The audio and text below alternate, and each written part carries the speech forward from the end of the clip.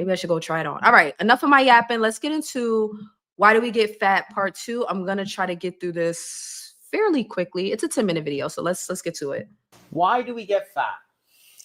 This is a really important question that nobody asks because we already think we know the answer. It's about calories, but that's all wrong. If you want a deeper dive, you can also check out my book, The Obesity Code, and the follow-up, The Hunger Code. So this is the energy balance equation, which we know is true. Body fat, which is just a way of storing calories, equals calories in, which is what we eat, and calories out, which we consider to be exercise. And because what we eat and exercise are personal choices, we say that causes the increase in body fat. However, in the first part of our video, we explained why that's all wrong. And in fact, the arrow of causality actually runs this way. Okay, I just, I was thinking about this for some time after we did that last live stream, which I really enjoyed. Like, I don't know. Oh, God. And I'm sorry. I'm so sorry. I did not break that long ass live stream down into smaller parts. Like, I got sick and it was just bad. But that live stream was so much fun. Now, but okay, so I was thinking about something, like about the way Dr. Jason Fung speaks, right? When he says this is all wrong, I don't think he means that literally, just to clarify. This is what I'm getting from it, right? I don't think that he's saying that because this was like a point of contention with the last video. I don't think he's saying that calories I don't think he's saying calories don't count. I think he's saying that they don't play the role that we think they play, right? Like they're part in the equation of weight gain. We got off into talking about diabetes and insulin, and it's like, when it comes to calories, the role that calories play in the equation, if you think of weight gain, body fat gain as an equation, the role that calories plays is misplaced. Okay, I think that's the point that he's trying to make. So not that it doesn't count, but where it falls in the equation, he has a better theory, he feels, about where calories fall in that equation. So I just wanted to clear that up. That is to say that something causes us to want to store more fat, and this drives us to either eat more or burn less. Well, you think these are personal choices, but that's all wrong. Because why do we eat? Well, it's because we're hungry. And we stop eating when we're full, which is satiety. So these are not things that you choose. If you're hungry, you're going to eat more. That's just the way it is. So it is not choice that causes this. And on the calories outside, it's almost all about basal metabolic rate. Do y'all feel like we choose hunger? We don't choose hunger. Or do we? I don't know. What do y'all think? What do y'all think? Like, I don't think we choose hunger, right? I can't tell my ghrelin to go up. I can't necessarily tell it to go down. I can suppress it, based on my food choices. I can suppress my hunger, but I can't necessarily decide when I get hungry and when I don't, or people can't decide that. So I would say that that's a pretty accurate statement. Which is the number of calories that you burn for regular metabolism, including generation of body heat, your heart, your liver, your lungs, your brain. All of that takes energy. And these are things that will cause it. So then when you ask yourself, hey, what is it that raises your body fat rate? Because this is what's going to drive you to eat more or burn less, which is going to cause that increase in weight.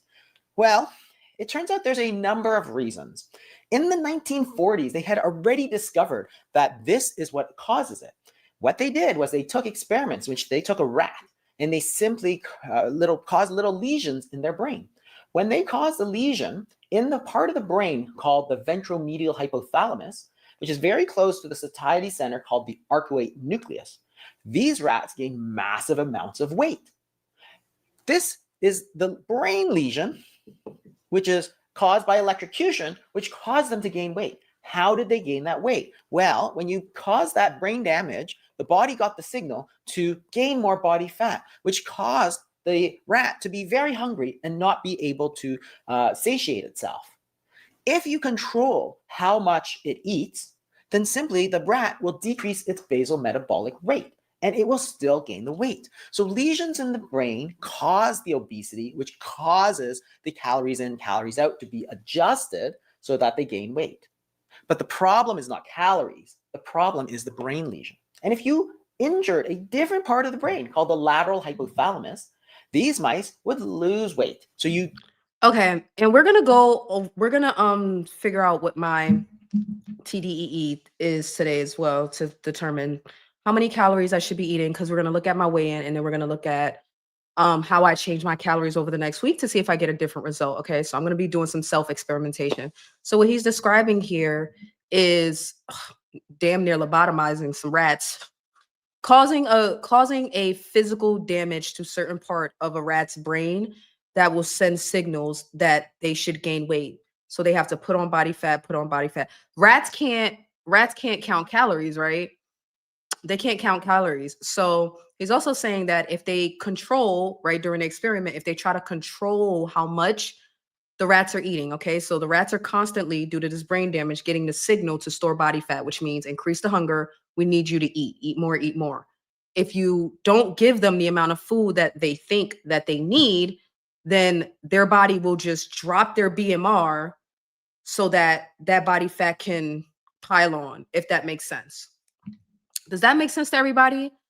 So you take away the rat's food, but because their brain is still damaged and is sending the signal to gain weight, the body will figure out how to cause that weight gain, which is dropping the BMR. So the amount of food stays the same or is lessened, but the BMR drops, so that that lesser food causes weight gain. I think that that is a point that the calories in, calories out people have not addressed. Okay. Calories in, calories out people don't address BMR. They don't address what actually happens over time when you start to eat, when you eat less for too long, right? Initially, you'll lose some weight, but after some time, your body will just start to burn less, so that that little bit that you're eating actually causes weight gain. Thank you so much, Kimmy, for becoming a member. Shout out to our newest Vein member. Thank you so much, Kimmy, for joining. Which I'm sorry if you had to go find the link to become a member, because typically I share it. So that's on me. But thank you so much, girl. Oh, and Jen, did you see you got your 6-month badge? Y'all, Jen is out here being bougie. I can't show it to you on StreamYard, but look at Jen's badge in the chat. If I'm not mistaken, Jen has the 6-month badge. Hold on, let me see. Let me double check. Because I saw it when you were leaving comments. I'm like, oh, look at Jen. Jen, do you have a 6-month message? Like a 6-month super chat that you can send? Let me see. I'm nosy. I want to go look. I want to see if it shows up in the chat. I'm nosy. I want to go look. I'm nosy.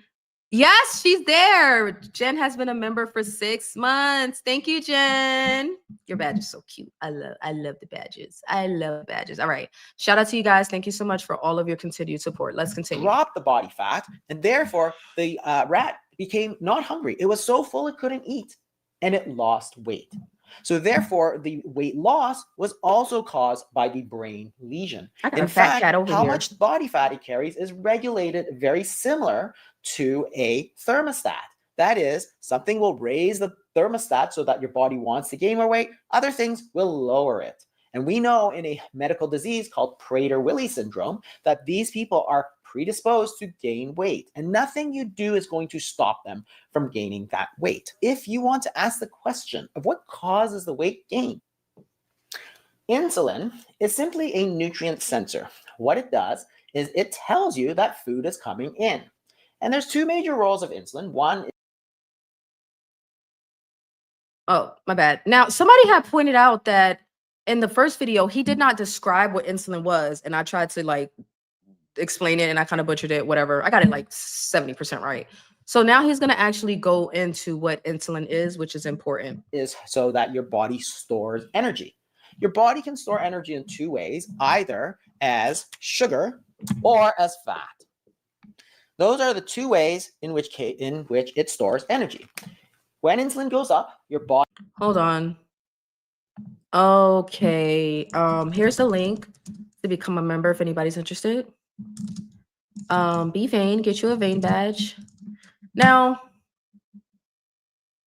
I work with some individuals with Prader-Willi. What is that? Okay, it's a syndrome. Hold on. Syndrome, Prader-Willi syndrome. A rare genetic disorder causing poor muscle tone. I'm not laughing at this. I'm laughing at something that I remember happened before this stream. Now, y'all, I'm ready to curse every last one of y'all out because y'all be letting me say stuff wrong because I just be talking so fast that I don't realize that like I'm saying something, you know, completely out of left field. I was listening to I don't know if it was the last live stream or one of the last ones. I said small waists or something like that. Instead of saying small waists, I said waists or something like that. And I'm sitting here listening to it. And I said, what did I just say? And Tommy's like, yeah, I heard that at the time of the stream. And I'm like, and you didn't say anything? You just let me get away with saying that? I'm cursing out everybody on YouTube. So this is your curse out. Don't just be letting me say crazy stuff. Okay. Like I was like, I must have been tired. Waists. Oh, spell that. I don't know. Okay, so Prader-Willi is a rare genetic disorder causing poor muscle tone, low sex hormones, developmental delays, and consistent intense hunger, hyperphagia. I actually did not know that that was what that was called. That leads to obesity if unchecked due to a malfunction in the brain's hunger controlling hypothalamus. Who gave me that? Okay, Kim. Wonderful. I mean, the condition is not wonderful. The syndrome is not wonderful, but this is kind of like what he was explaining with the rats. So these people have a condition where no matter what they do, no matter what they do, they're gonna want to eat. A syndrome that makes a person feel constant and intense hunger. Yes. So no matter what they do, a person like that would I'm assuming like one of the side effects of that, or one of the outcomes of that, it has to be weight gain, right? I would think. Um, oh, okay. One of the symptoms is insatiable appetite. Not all of them are overweight, but you can closely monitor food intake. Even you must close. Okay, but you must closely monitor food intake. Even lock the refrigerator. Okay, so not all of them are overweight. Okay, so for the ones that don't gain the weight, I wonder what's happening there because not everybody. Like, yo, we all know that skinny family member or friend that can eat whatever they want and not put on any weight, right? And we always say, oh, they must just have a fast metabolism. Can I ask y'all a question? Where do we get that from? They just have a fast metabolism. Why do y'all think we say that? Because I can almost guarantee that 90% of people can't even describe what a metabolism is, or let alone what it does. So why do y'all think we say that? Oh, they just must have a fast metabolism, or people that gain weight very easily. Oh, they just must have a slow metabolism. Where do y'all think that comes from, and why do we repeat it? I'm not even saying it's true or not true. I'm just trying to figure out where that comes from. Like, oh, your metabolism is either fast or slow, and it's just like, and that's it. Like, you can either burn calories really, really fast or you burn calories really, really slow. I don't think that makes sense. I don't think it's about speed, right? Like, I didn't even think about this until this moment. When people say, oh, they just have a fast metabolism or I just have a slow metabolism, I don't think that's how this works, right? How fast you utilize your calories. He said that food can be stored, or calories can be stored as sugar or fat or energy. That's what he said. Energy can be stored as sugar or fat. So I don't think that has anything to do with how fast, you burn those that doesn't make any sense. The ones that don't gain is because their food intake is incredibly well managed, like a literal lock on a, oh, okay. You think so? Okay. That would make sense. Okay. So they have very, very tight food control. Now I wonder, let me read it again. Malfunction in the brain's hunger controlling hypothalamus. But isn't that a hormonal gland, your hypothalamus?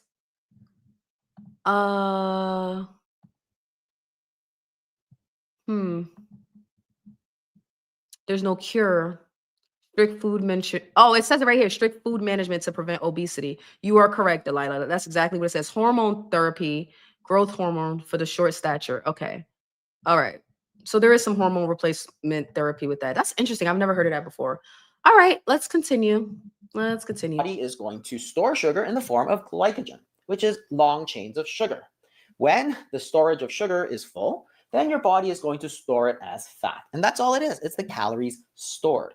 And that I said this in the last live stream. Sorry to keep stopping it, but I said I explained this in the last live stream, right?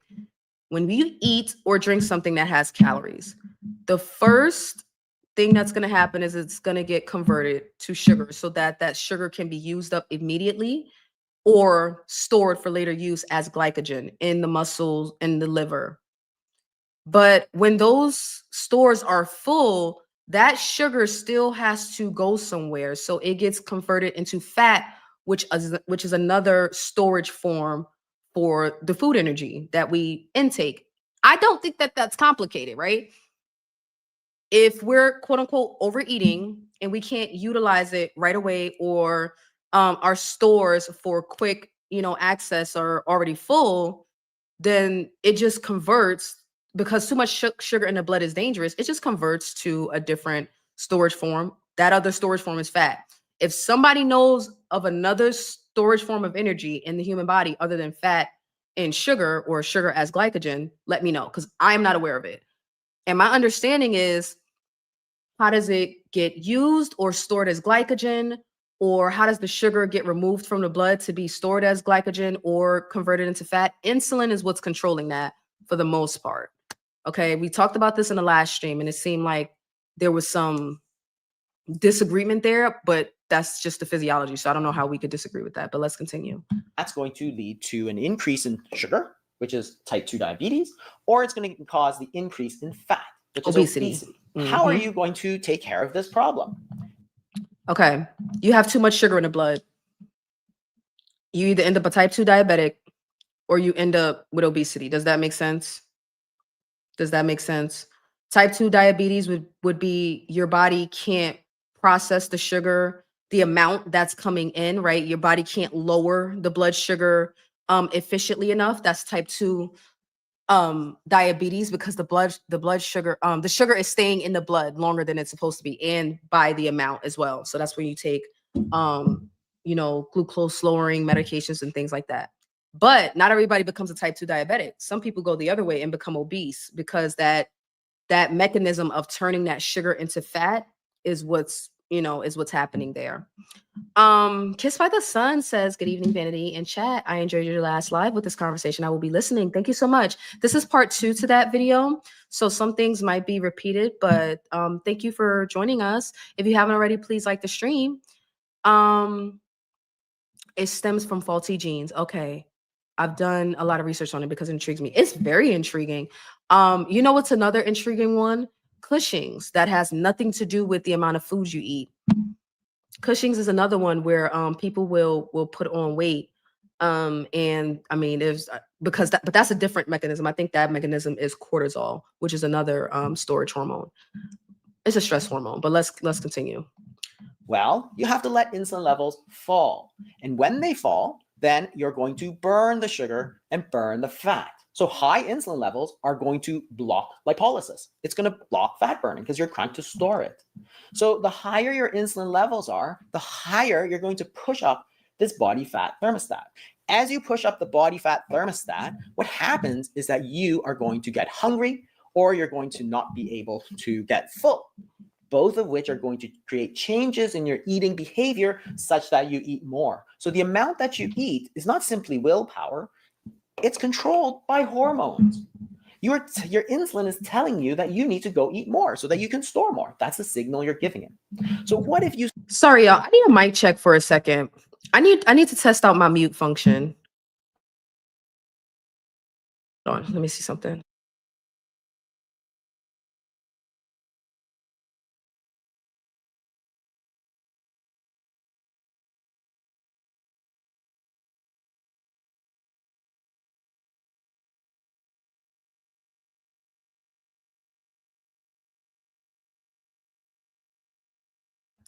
All right. I was just trying to test out. I have an option to mute from StreamYard, but I can also mute directly from this mic. And I just wanted to see if it was working real quick. Okay. All right, let's continue. Yes, let's continue. Simply control the number of calories. You drop the number of calories because you're trying to lose weight. Well, you're hungry. Okay, but you take care of that because you have a lot of willpower. Well, your body says, well, because of the insulin, I still need to gain body fat, but I'm not getting any more calories in. What am I gonna do? Simple. You're going to decrease the basal metabolic rate. You're going to burn fewer and fewer calories so that you can counteract this and still have an increase in your body fat. And in fact, virtually every single scientific study of weight loss has shown precisely this effect, that when you're trying to reduce body fat, if you don't take care of the insulin, if you simply count calories, yes, you'll get hungry, but you can white knuckle it and you can use willpower to. You said my mic is. Oh, you know what? Because probably because my mat is on top of the mic stand. Okay, seems like it's really sensitive. So hold on. Give me a second.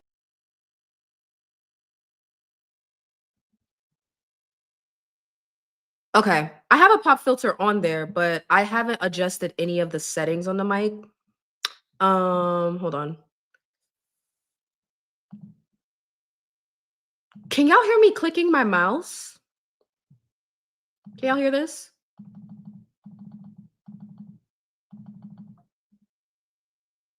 Let me see.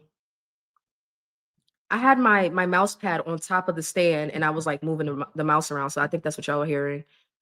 Um, okay, I might not like it on the playback. Okay, so y'all can hear the mouse. It's sensitive. Okay, let me see if I can turn it down. Um,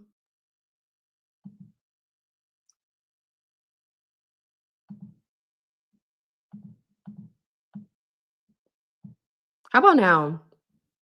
Did my volume go down? Actually, you know what? I can just listen to it. Hold on. I can just listen to the stream.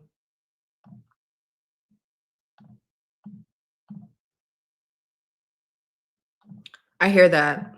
I hear that. I don't like that. I don't like that. Hold on. Give me a second. Let me turn that back up just out of curiosity.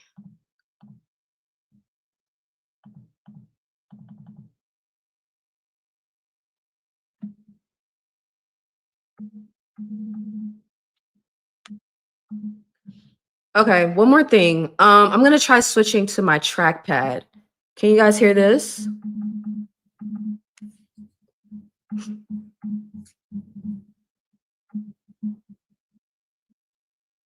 Oh, I hear that. I don't like that. Oh my god. I don't like that. Okay, I'm gonna have to figure it out. I'm gonna try to not click too much.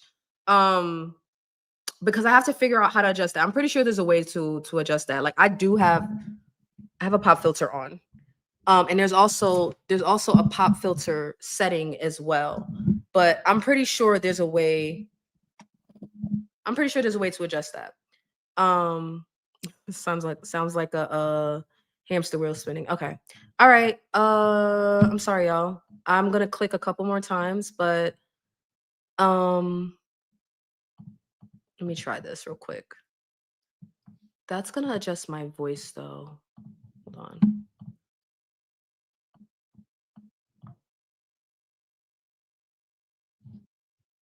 Yeah, that's the mic. Maybe I need something under it to buffer the sound.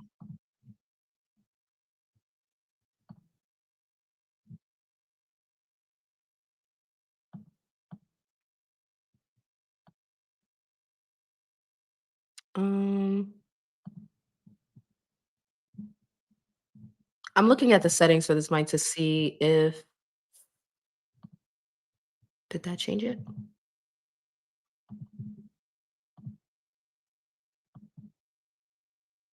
No, it didn't. I can still hear it. I don't like that. All right. So we're just going to continue. I'm just going to try to use my mouse as little as possible until I can figure out. Uh, yeah, I'm going to try to use my mouse as little as possible because even though it's not that bad, um, okay, even though it's not that bad, don't, I don't like it. All right. So let's continue. And I'm going to try to stop tapping the table as well.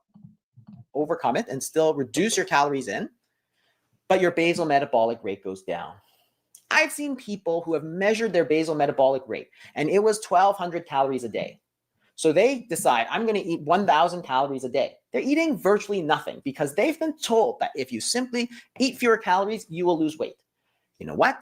They didn't lose weight. Why? Because they were eating all the time. They were eating a lot of refined carbohydrates. Their insulin levels were still super high. They weren't fasting. And when we measured their basal metabolic rate again, it went down to 800 calories. So here these poor people were taking 1,000 calories a day, hungry all the time. They're burning so few calories that they're freezing cold all the time. They have no energy. They feel like crap. And worse, they're still gaining body fat. Why? Because the insulin was telling it to gain body fat. Obesity is not caused by calories in, calories out. Remember, go back to part 1 if you don't understand that argument. In fact, something causes the increase in body fat, this increase in the body fat thermostat, which causes you, through hunger and satiety and through metabolic rate, to gain or lose the weight that it was told to do. It's no different than your thermostat in your room. When you crank it up, your heater will go on. Well, if you open the door and let all the hot air out, well, it's just going to crank it up even more. If it's hot outside and you open the window and the heat's coming in, then it's going to crank up the air conditioning. So either way, it's the control of this body fat that is the crucial effect. How are you going to crack the obesity code? Well, it's about controlling insulin.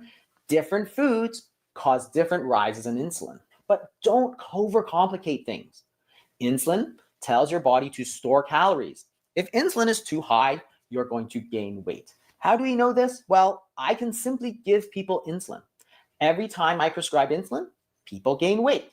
When you give drugs that cause insulin to go down, such as the SGLT2s or the GLP-1s, guess what? People lose weight. It wasn't about the calories. Remember that calories has nothing to do with me giving insulin or giving other drugs. It has everything to do with the hormones, the most important of which is insulin. Again, I can't believe he actually said that. I can't believe he said that.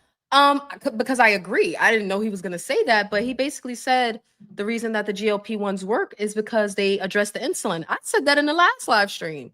That's exactly what I think is happening. Well, I mean, I don't have to think. I know that that's happening, right? Like the GLP-1s, not only do they like the reason that they assist with the blood sugar lowering is because they're stimulating they are stimulating the insulin release, but I think it's more like a timed release instead of just like a flood of insulin. So if you're getting time, sorry, my knee is hitting the table. If you're getting time where insulin is not high, my bad. Hold on, give me a second.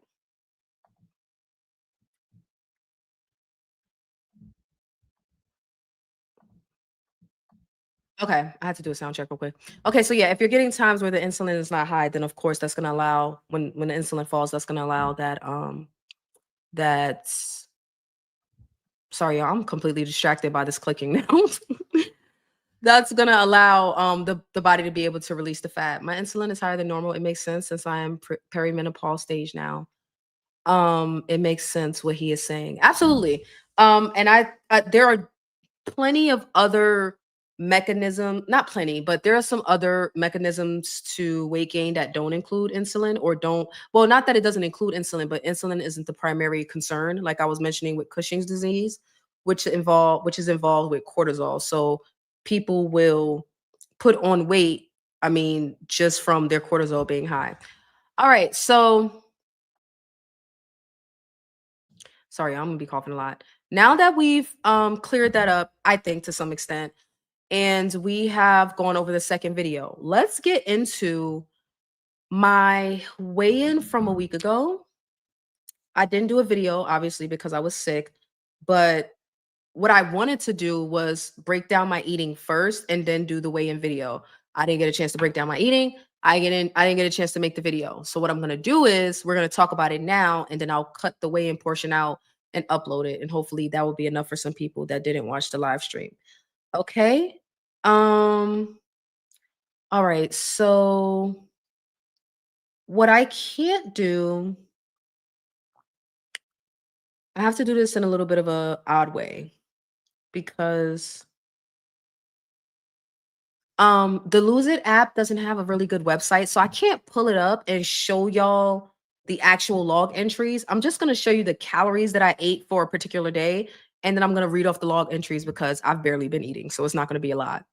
Um, I'm not trying to discount everything he is saying, of course, but wonder how he would explain to me losing 60 pounds in 2017, only counting calories with no fasting and GLP-1s.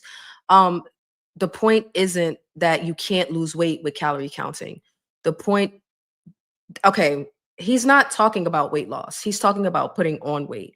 He's talking about the fact that people will say that the only reason that you put on so much weight is because of too many calories. And the only reason that you will lose weight is because you cut those calories.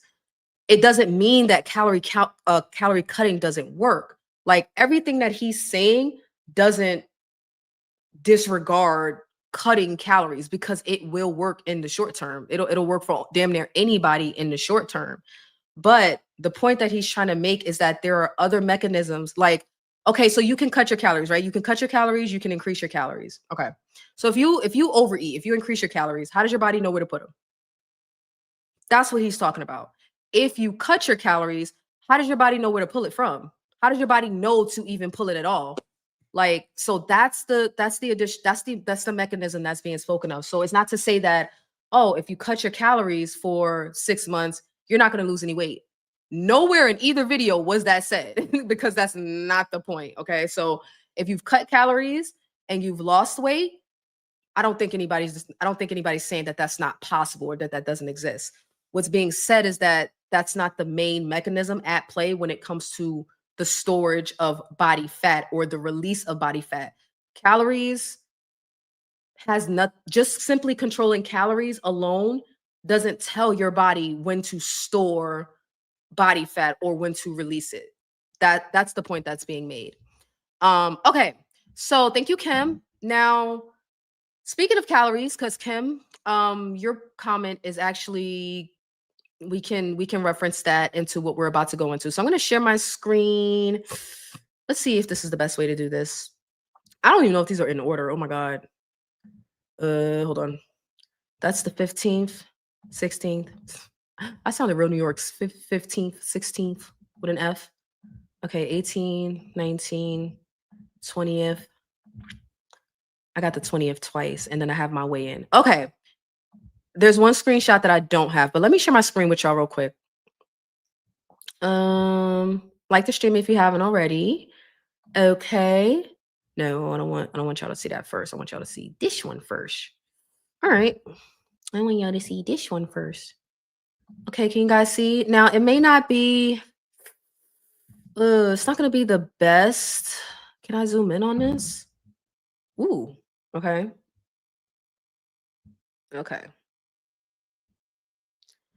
I have my I have my Lose It app set up that some days like to calorie cycle because I can't not can't, but I haven't been able to eat at maintenance every single day. So what I did was I prioritized my higher calorie days for my exercise days, and other days of the week I'll eat a little less, right? But that's not to intentionally cut calories, that's just to give myself a little grace with not necessarily always being able to eat at maintenance, right?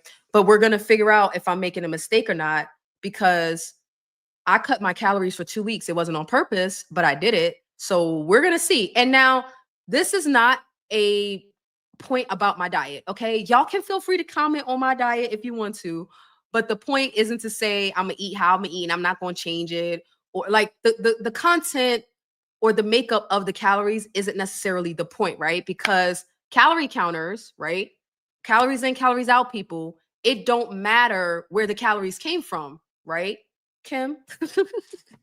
Right, guys? It doesn't matter where the calories came from. So, for the sake of this example, I'm not going to censor y'all. Y'all can come for me if y'all want to talk about where the calories came from, okay? Because it wasn't all great. It wasn't all sunshine and rainbows, all right?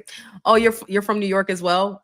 I'm from the Bronx. Like it be the Bronx. It be coming out sometimes. All right, so let's do this. All right, so while I while I show you guys the calories for the day, I'm going to read off the content. Now, before I do that part though, just so you know, I weighed in at 174 pounds. I think you guys knew about this weigh in, I think, on December 15th. Okay. So from December 15th until the 20th, those are the food logs that I'm going to read because I weighed in again on the 21st, if that makes any sense. And if y'all have any questions, just feel free to stop me. Okay. All right. So I should actually calculate my calories for the week and get the average as well. Sorry about the mic. I'm gonna have to like do my clicking. I'm sorry, guys. Okay. So on Monday, December 15th, after I weighed in on the 14th at 174, right? So I'm gonna put that on the that y'all probably heard that. Now I'm like self-conscious about every sound I make. All right, 174 libs on December 14th. Okay. Just so everybody's following. We are going to see if the calories in, calories out people are correct. Okay. All right. So that's where we are. We're at 174 on December 14th. Now, the log that I have up here is from the 15th. Hold on. You guys can see it. Whoa. Wow. No, I want to like scroll it up. It's not going to let me. Okay. Well, whatever. Let's just go with that. I'm sorry. Why is it? Hold on. It's like acting really stupid. Go away. Okay. Let's try this again. Let's try this again. I'm sorry. Okay. Let's just leave it like that. All right. So on Monday, I ate 1,300 calories, which was 202.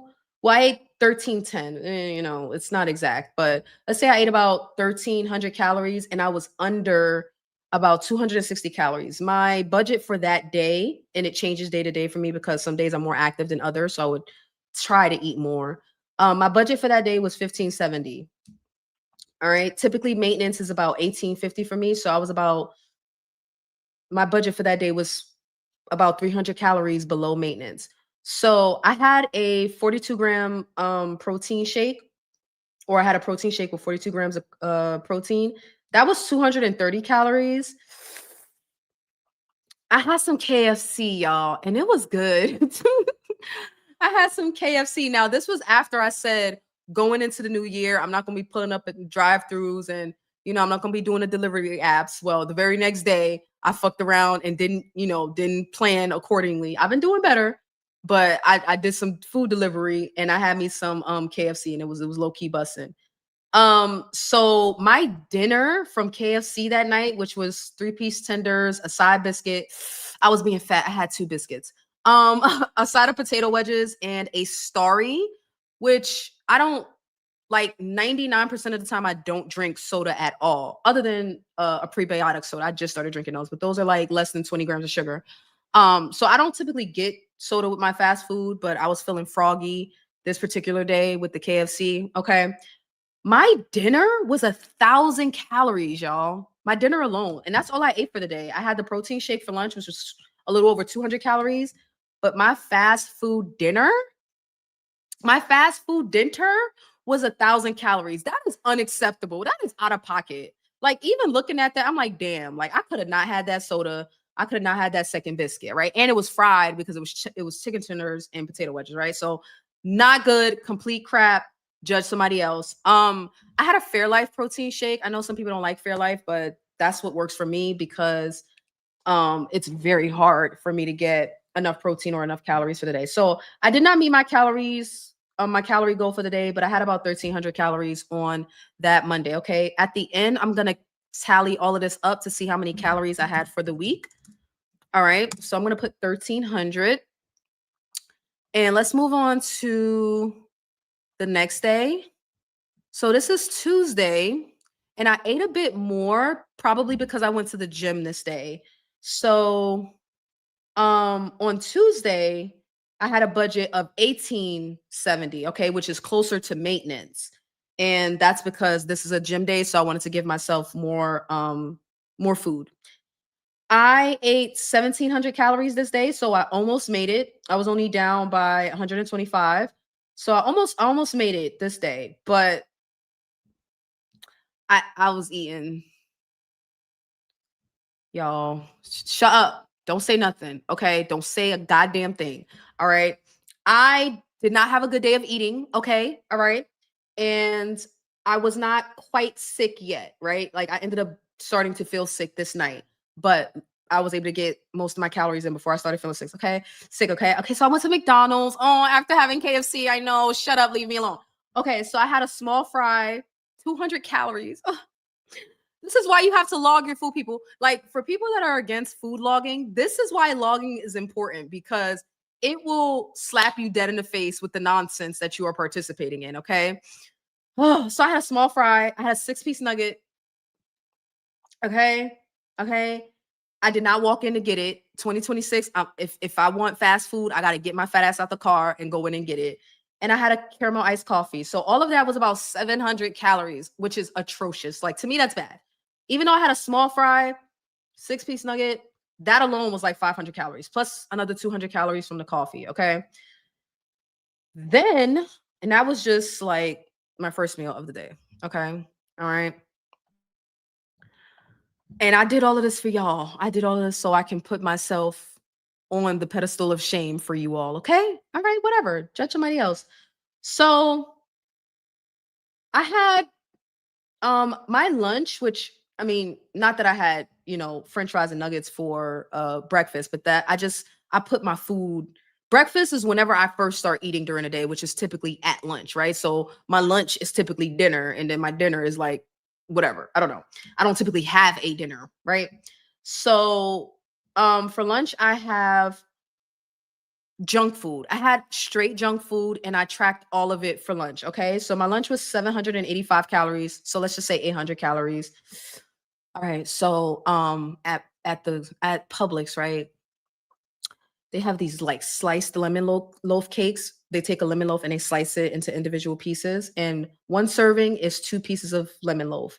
I had 1.5 servings. So that was close to 300 calories on fucking cake. But it doesn't stop there. This was a very high sugar day. Don't know what was going on this day. I don't know why I was indulging in so much sugar, but I tracked it. Okay, I tracked it.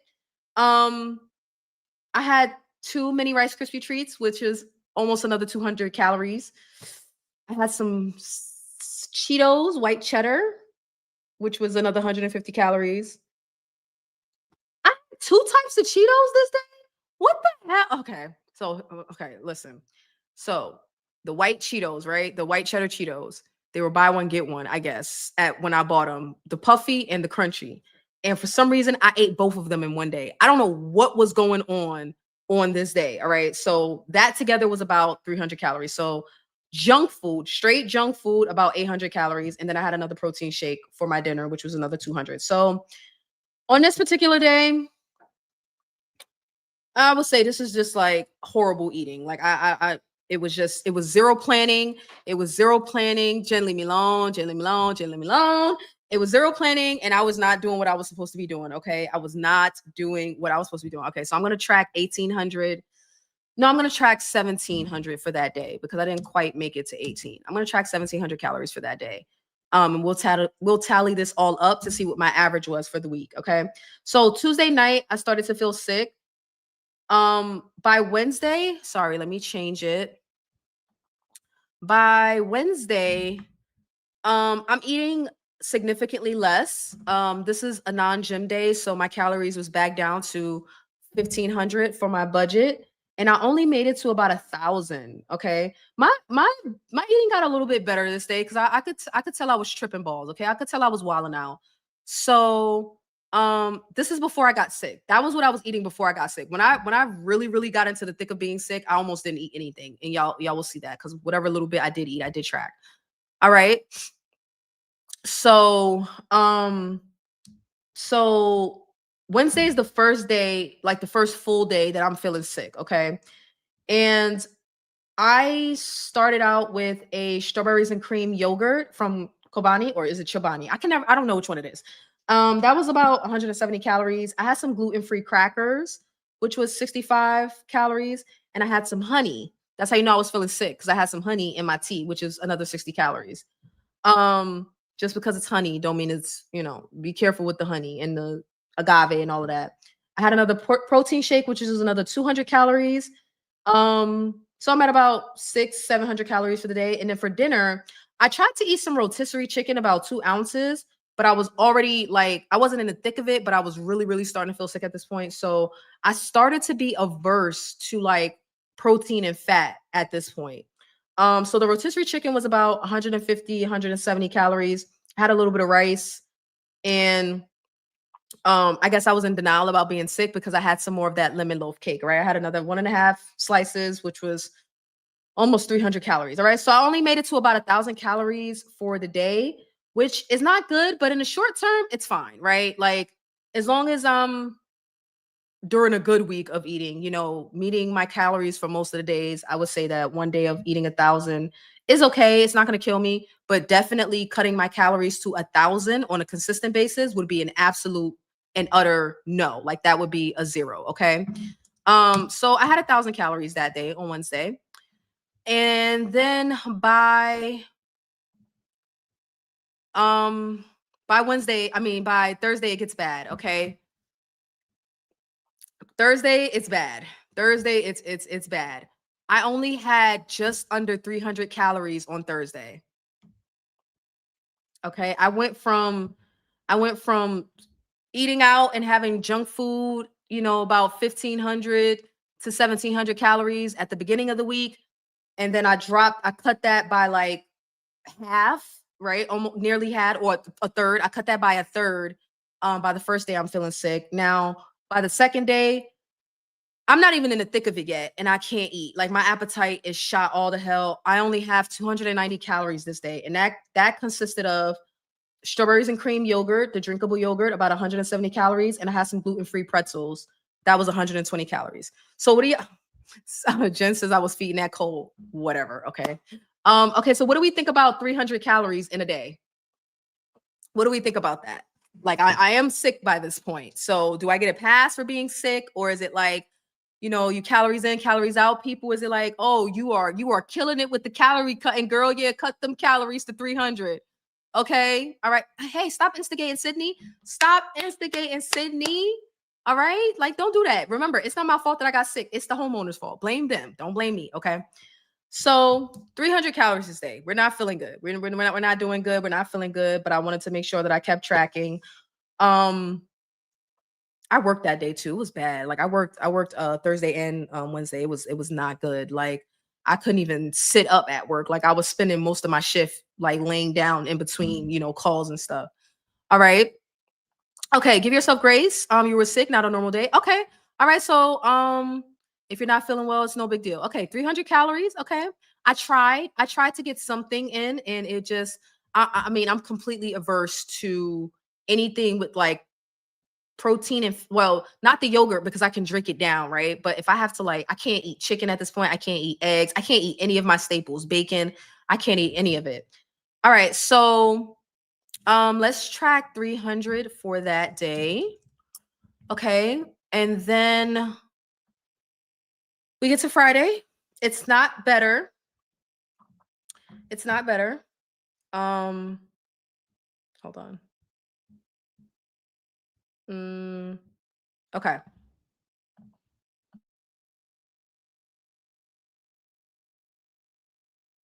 Oh, sorry. Okay, Kim says I get a pass. Okay. So Friday's not better. I'm only at 400 calories. Um, just so to give y'all an idea, it worked out to be 41 grams of protein, 48 grams of carbs, 5 grams of fat, right? We down bad. I told you I can't anything but fat and protein. I'm just like, like, no. So I had another yogurt, 170 calories. I had some more gluten-free pretzels, but I didn't even have a whole serving. I had like a quarter of a serving, which was only 30 calories. I had some apple slices at this point, 43 calories. And at this point, I started to drink juice. I don't buy juice at the grocery store and bring it home. If I do have it, I have it out at a restaurant. Um, but I was desperate. Like, I was starting to feel weak from not eating. and I needed something. Now, was sugar the best option in this case? Probably not, but it was what I could get down. So I decided to start having some juice at this point, and I had some white cran peach. I had about half a cup, which was 50 calories, but it had a lot of sugar in it though. It was like 15. Well, no, that's not a lot. That's actually not bad. I thought it was more. It was about 15, a little less than 15 grams of sugar. And I tried to have another protein shake. I had a half a bottle, so that was 100 calories. So for Friday, okay, so now we've been tracking since Monday. Okay, so I went from eating about 15 to 1600 calories to now less than 1,000, less than 500 calories a day. Now, um, according to some doctors in the fasting community, this would be the equivalent to fasting. Now, to me, nothing's equivalent to fasting other than just straight up fasting. But to some in the community, if you cut your calories below, I think 1,000, maybe even 800, you get this, very, very close. Not the same, but you get very close to the same benefits as fasting. Well, it didn't feel like that. Okay, it felt like I was down bad. I couldn't get any energy from my food. Um, the thing I like about fasting is that when you take yourself down to zero, your body will find the fuel. Like it will find it in your fat cells. But with just under eating, it's much, much harder to get that to happen because you are stimulating insulin, right? I'm eating fruit, yogurt, sweet, drinking juice, sweet, even a protein shake. I'm stimulating my insulin. So my body like really, really being able to get in there for most of the day, it probably can get in there and burn that fat but it wasn't enough to like make me feel energized or fueled or anything. So Saturday, I'm in the thick of it. Friday, I'm down bad, but Saturday is like the peak. Saturday is like the worst of the worst. I'm about 2 seconds away from going to urgent care on Saturday. So Saturday, the 20th. Now, what do y'all think about the fact that the very next day I weigh in and I'm gonna show you guys what I weighed in at. But what do y'all think about the fact that I weighed in even though I was sick and under eating? Do y'all feel like I should have skipped my weigh in?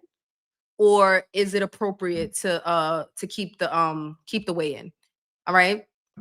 So Saturday, I'm in the thick of it. I'm feeling the worst, but I'm really trying to get those calories in because my energy is so low that like what I'm feeling at this point is like, okay, I know I'm sick, but like I can't be sick and like under eating. That's how I felt, right? I don't know. You guys can tell me what y'all do when y'all sick. Do y'all eat? Do y'all not? But I was like, I have to get some calories in. I have to try because I'm damn near on the verge of fainting. I can't stay up. I can't sit up. All I can do is sleep.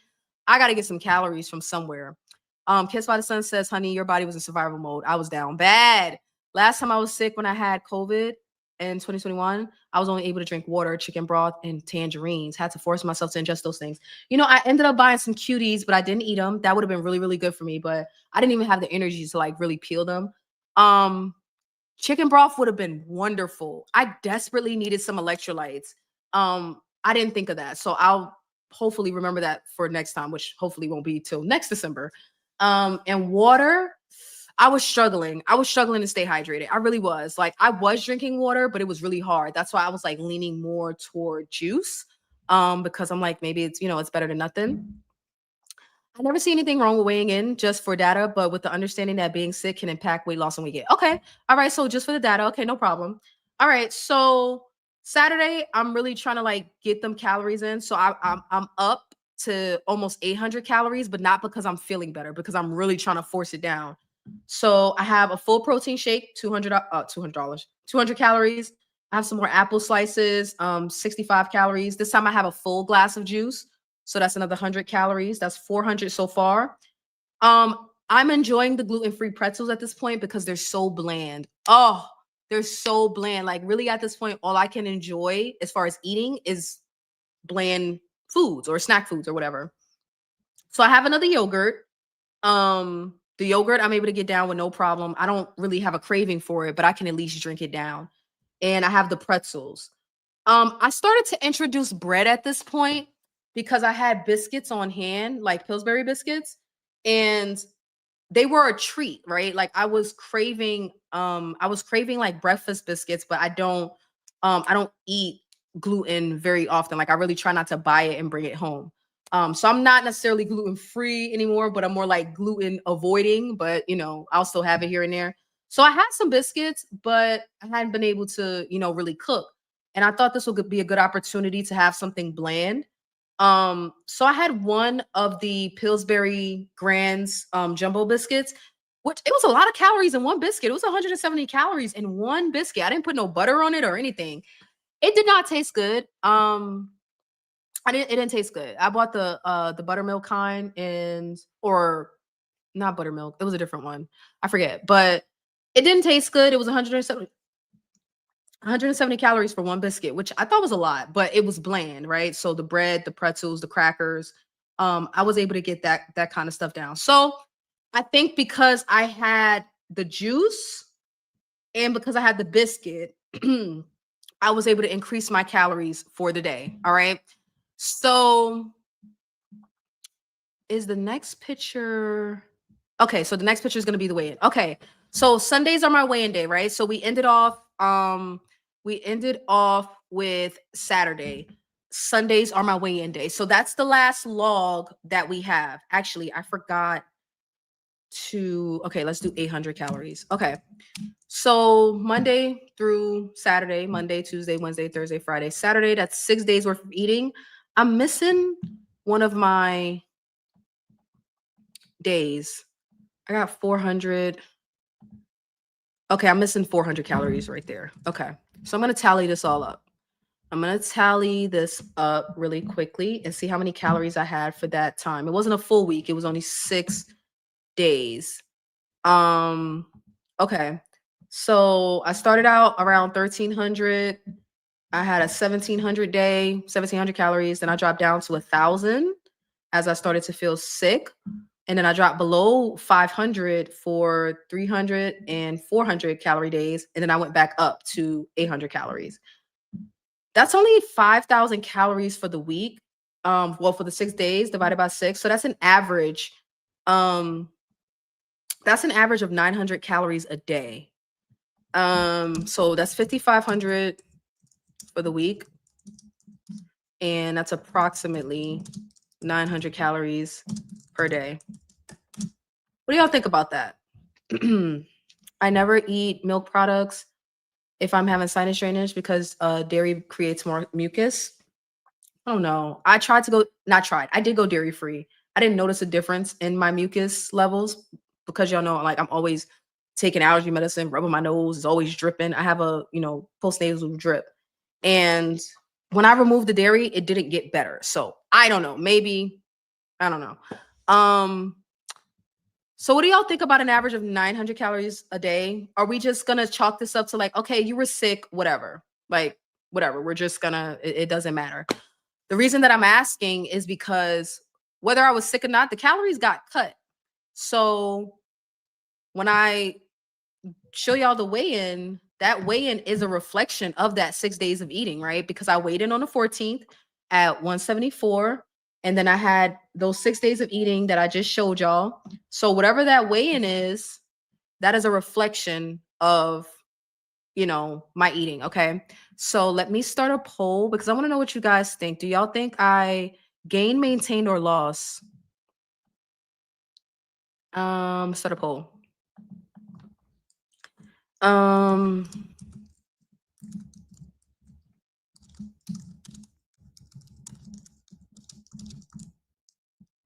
Did I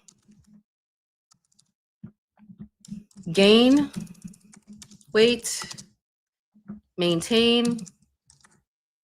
And I'm going to qualify losing as losing a pound or more. Just so we're not counting like half a pound.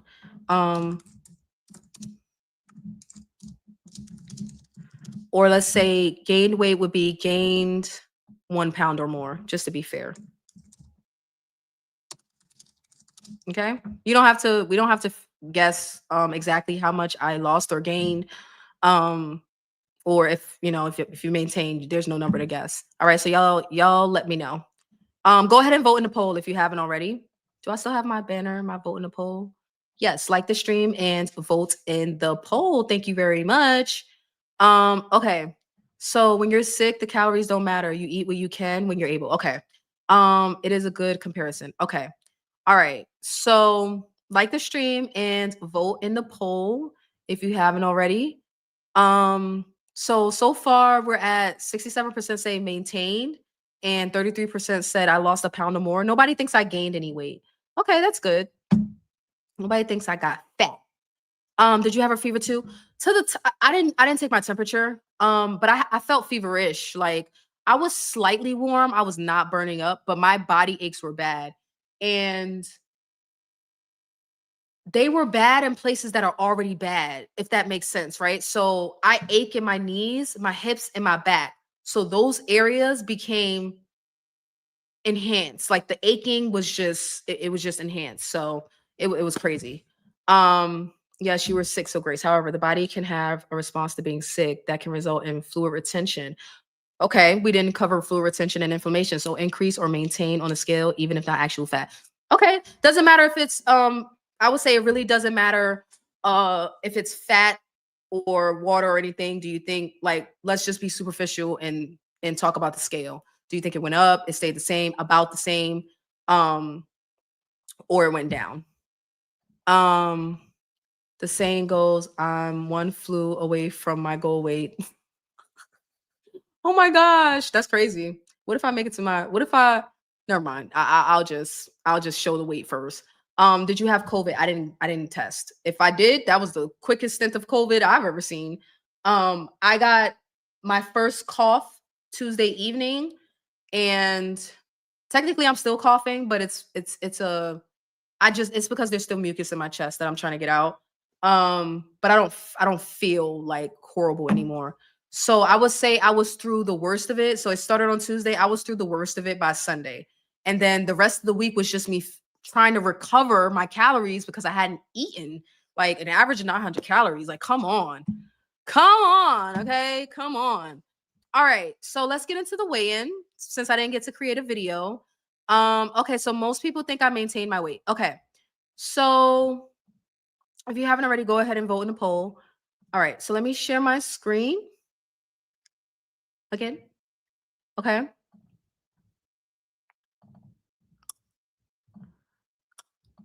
I made it down to 171.7. Okay. So from 174, I think it was 174.5. 174.5 minus 171.7.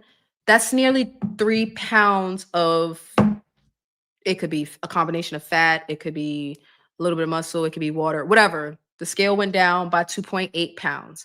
Okay, so what do we think about that? Now I didn't get a chance to ask y'all this question, but it's funny because my cousin answered it before I got a chance to ask y'all. So here was the question that I was gonna ask had I got a chance to do the video. Does weight loss, let's go back to Sweet Tea's comment. Does weight loss count if you're sick? Does it count? I'm not going to do a poll. I'm going to just let y'all answer. Does it count? Just saying. I'm one flu away from my goal weight. Okay. So I lost nearly 3 pounds in 6 days. Does it count?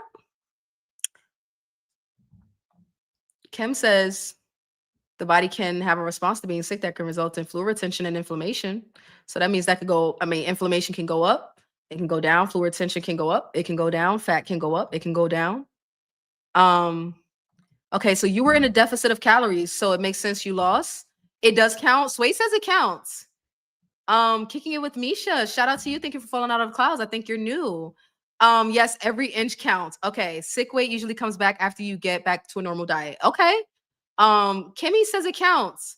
Kiss by the Sun says health. Yes, it counts. So funny. My cousin was like, go before I even said anything. My cousin was like, yeah, go ahead and get on that scale. Every pound counts. So just because you sick don't mean it don't count. I thought that was so funny. I'm like, oh my God, I was gonna ask you to that. So y'all say it counts, okay? Now, this is a good point. Sweet Tea says it could come right back, okay? I don't know if it came right back because I weigh in tomorrow, okay? But I have another week of logs to go through for y'all.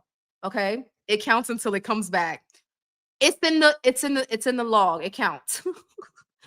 It's in the log. It counts. Okay. It counts. Whatever. 2.8 pounds. So that put me at officially last week. I was officially 70 pounds down when I got past 172. Well, I never actually recorded 172, but 172 was the 70-pound mark. So 171 put me at 71 pounds down. Now, it does feel like every 10 pounds, it's taking longer and longer to get it off. But 2.8 pounds. Okay. So are the calories in, calories out people right? Like, does this debunk so this goes back to Kim's earlier comment. So does this like debunk what Dr. Jason Fung is saying? What do y'all think now?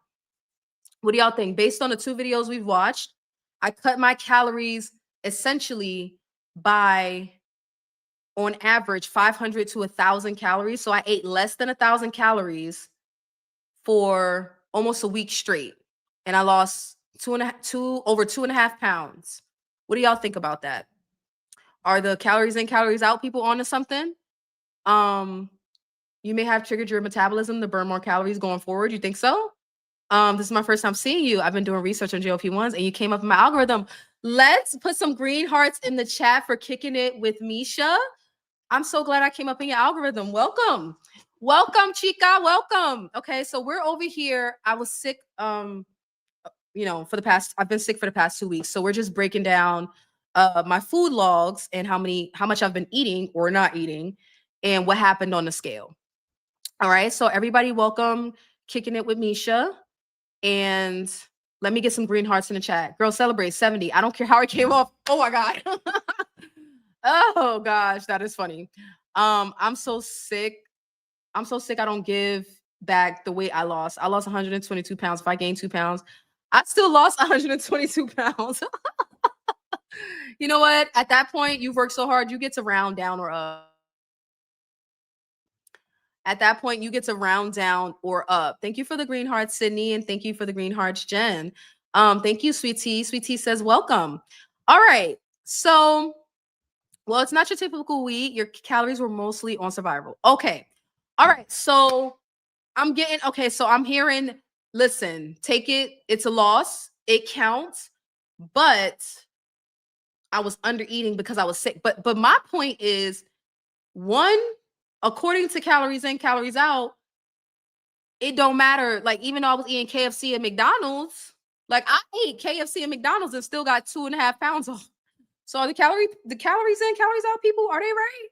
Or was I just so sick that it wasn't the calories, it was something else? Like, I don't know. So y'all talk about it amongst yourselves and let me know what y'all think. Okay. Let me know. And Kicking It with Misha says, thank you all. Thank you guys. Okay. And have you started a GLP-1, Misha? So if you want to share, tell us, one, are you on a GLP-1? I see you're doing your research. If you have any questions, feel free to ask in the chat. Just don't ask for any medical advice. But if you have started a GLP-1 or if you haven't, it doesn't matter. If you're, trying to lose weight, let us know your height, your sex. I said she, but I could be wrong. I'm pretty sure she, but let us know your height, your sex, if you want, your age, and your starting weight. If you've already started losing weight, let us know your current weight. So I'm going to go ahead and type it in the chat. So we got height. And do we do age? Do we typically ask for age, guys? I don't think we need age. We don't need age, do we? Do we need age? No, age is optional. It's height, sex. Y'all help me. It's been a while since I've had to ask the things. It's height. How tall are you? Oh, goal weight. Oh, okay. I remember. Okay, sorry. I'm doing this wrong. Okay. So starting weight, current weight, and goal weight. Okay, that's the first one. And then for context, you can let us know your height and your sex. There we go. Okay. And if you want age, but you don't have to. Okay. There we go. It's in the chat if you would like to share. All right. So 70 pounds down. Okay. So we have now, that was last Sunday. Okay. That was my weigh-in last Sunday. Okay. So I started to feel better. So I started to eat a little more. Do y'all want to see how I've been eating in the past week since feeling a little better? because I have a weigh-in coming tomorrow. So I'm going to tell you guys what I weigh tomorrow. I don't know if I'm going to tell you tomorrow, but I'm going to record it tomorrow and tell y'all at some point during the week. So do y'all want to know what I've been eating in the past week since being sick? Like, what do y'all think about the food log breakdown? Was that boring, or was it like, okay, let's do the very next week? No, we don't ask for ages optional. Okay, it's my channel and I don't even know the answer. It's been so long. It's been so long since we've had to ask. Okay, so Sydney runs this channel along with Jen. Along with Union Rep Jen. Okay, so age is optional. Okay, age is optional. I remember when I was going through surgery, I was told when your body is recovering, you burn and subsequently require 2 to 3 times. Is that more or less? I remember very specifically, I was told to eat 5 to 7 calories a day. Wow, there was no way I could eat that. I got down to about 400 calories and I was pushing it on them days when I was in the thick of it. Yeah, them 400 calories was pushing it. I didn't even want to look at a yogurt. Like my best friend was gluten-free pretzels. Them things were staying, but I ain't close them right, so they got stale. Okay, so the weight of me says I'm laid up from foot surgery. I've lost 162 pounds total so far, and I've lost 5 pounds even with swelling and weighing in with the plastic boot on. Oh my gosh, see, you brave, because ain't no way I'm getting on that scale with no boot. That boot has got to go. And your shoe size. Okay, congrats on 70 pounds down. Thank you so much. It is a huge accomplishment. I'm actually really excited about it. Like I am. Now, if I get back on that scale tomorrow and I'm up 5 pounds,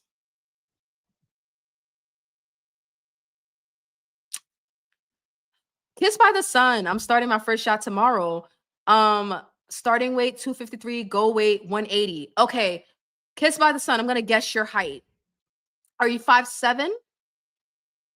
Let me know, Kissed by the Sun. I'm just gonna guess. And if you're not, you could tell us what the right answer is. We also forgot to ask, are you if Misha's doing a GLP-1, whether they're gonna do semaglutide or tirzepatide. Definitely different types of calories for recovery. Okay. I want to know, did your feet get smaller? Okay.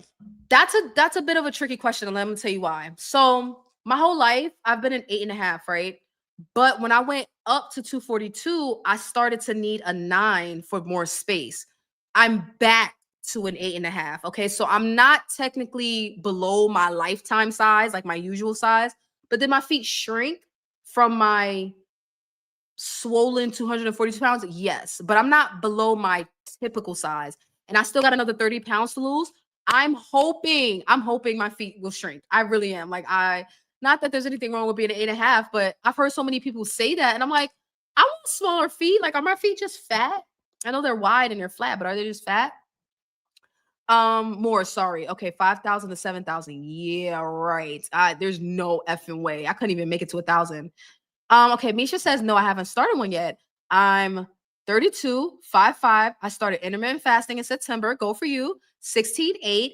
I lost 20 pounds by 11:15. Congratulations to your 20 pounds lost from that method. And I've been at a stall since. My starting weight was 257, current weight 240.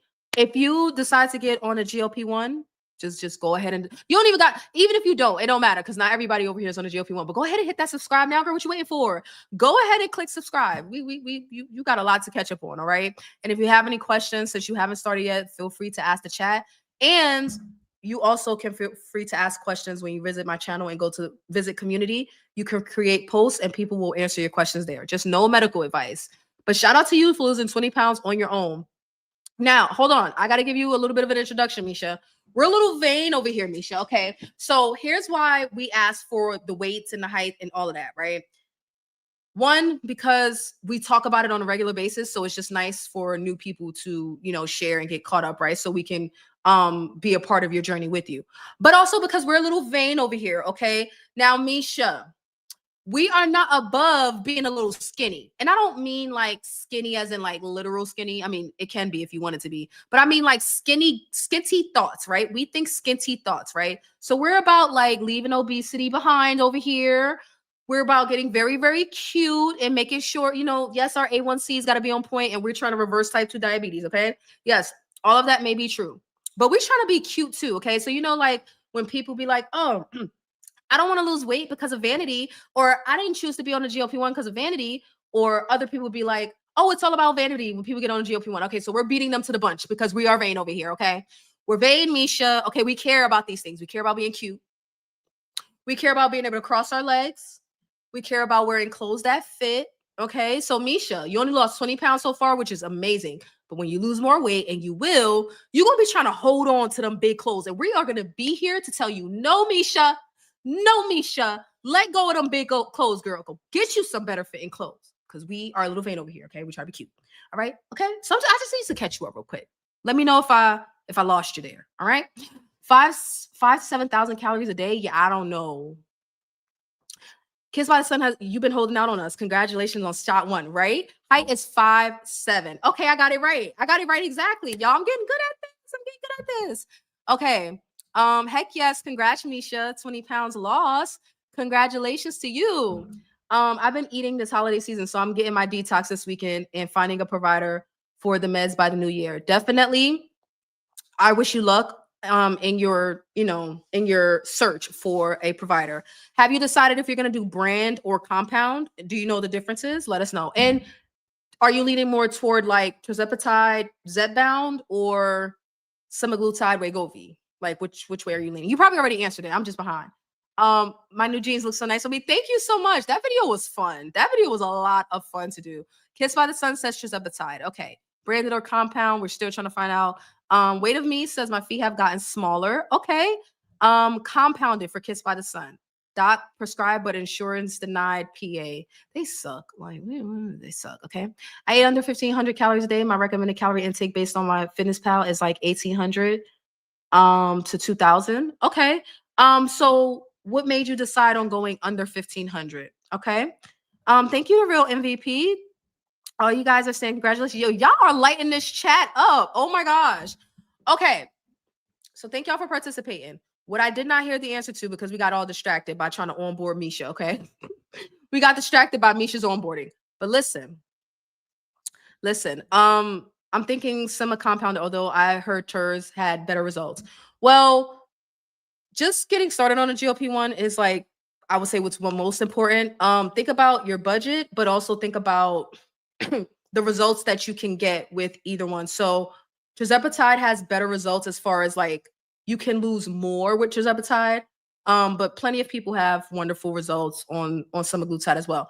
Now we're a little biased over here. We are team tirzepatide. You done fell into a tirzepatide pit. I'm gonna just go ahead and warn you, okay? Like we don't kick our semaglutide brothers and sisters out. We don't. But this is a tirzepatide dungeon over here, okay? We're bad. We are bad for like cheerleading tirzepatide. Okay, wishing Misha continues success. Okay, we got a sidebar. When I had my mammogram this week, my clavicles kept getting in the way. And when I lean in on that torture device, aka an X-ray machine, listen. Okay, hold on. I'm sorry, my nose is like running like.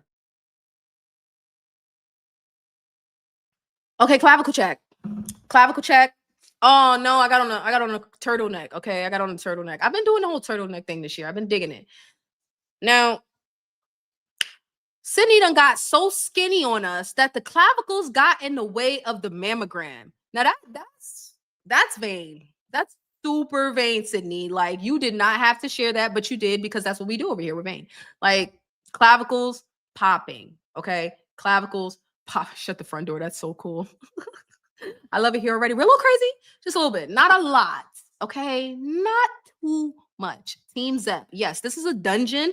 This is a Zepbound, and we support our compounded tirzepatide brothers and sisters too. But this is a TERS dungeon. Okay, TERS dungeon. TERS dungeon. It is like we're very biased. Okay, Sydney got skinny problems. Yes, she does. Vain is our middle name over here.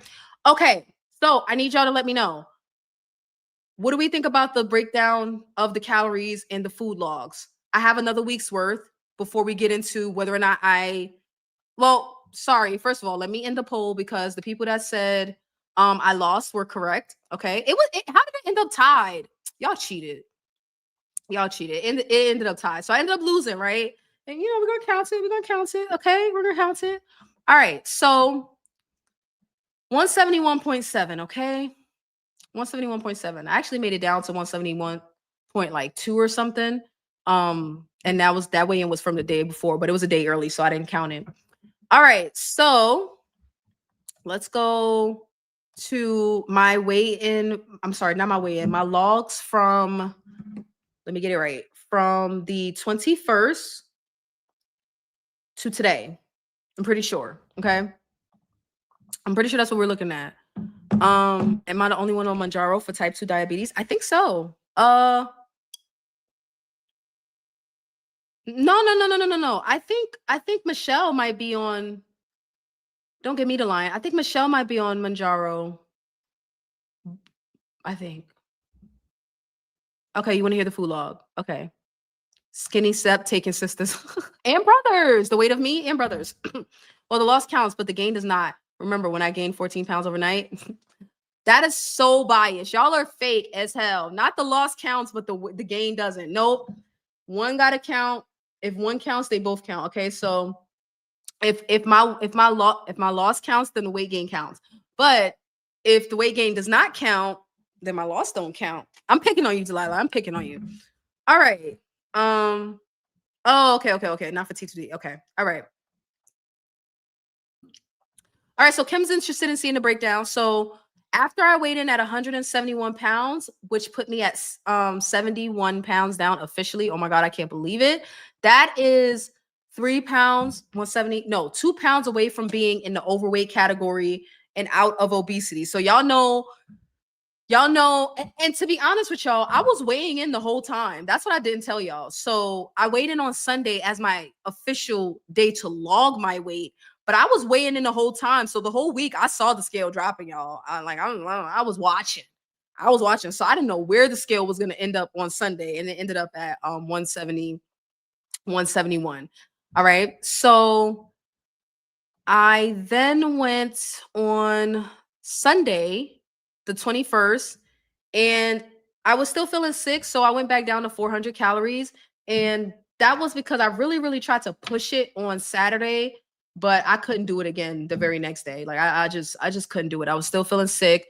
This was the first day I started to feel the slightest bit better, but I was still feeling really, really sick. So on that day, I had 2 cups of juice. Like I just went all in with the juice because I just couldn't really, eat a whole lot. But I did try. I started. So although I was still feeling sick, a craving, like by this time, I should be taking my shot. So it makes sense that I would start to have cravings. But I didn't take it. I'm going to tell you why I didn't take it. Because I wanted to take advantage of the fact that I was getting a little bit of cravings back. This is on Sunday, okay? So I got sick on Tuesday. This is now Sunday. I wanted to take advantage of the fact that I actually had a taste for something. And what I had a taste for some odd reason, was spaghetti. I don't know why I had a taste for spaghetti, but that was what I wanted. So I had 2 cups of juice, which was a decent amount of sugar, and that was 200 calories. And I had some gluten-free spaghetti with meat sauce. I didn't know how to track the meat sauce, so I just tracked the actual pasta. I had about a cup of pasta, and it was 200 calories.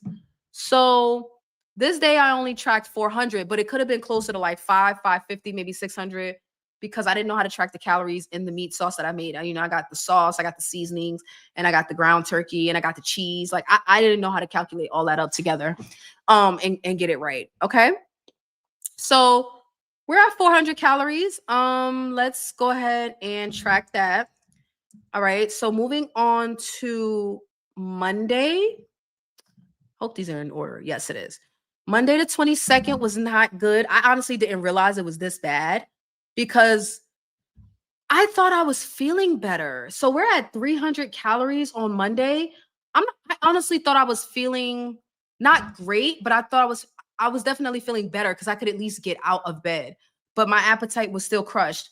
I finally took my injection on this Monday, but I waited until the end of the day. So I was supposed to take it on I think Saturday. I was supposed to take it. I waited until Monday to take it. So Monday wasn't good. I had 1 cup of juice this day, and I had some more of that leftover spaghetti. So I only made it to about 300. Maybe it was closer to 5 with the meat sauce and the cheese and all of that. All right. Like the stream if you haven't already. So let me track that 300. Actually, let me move it to 500. Let me move to 500.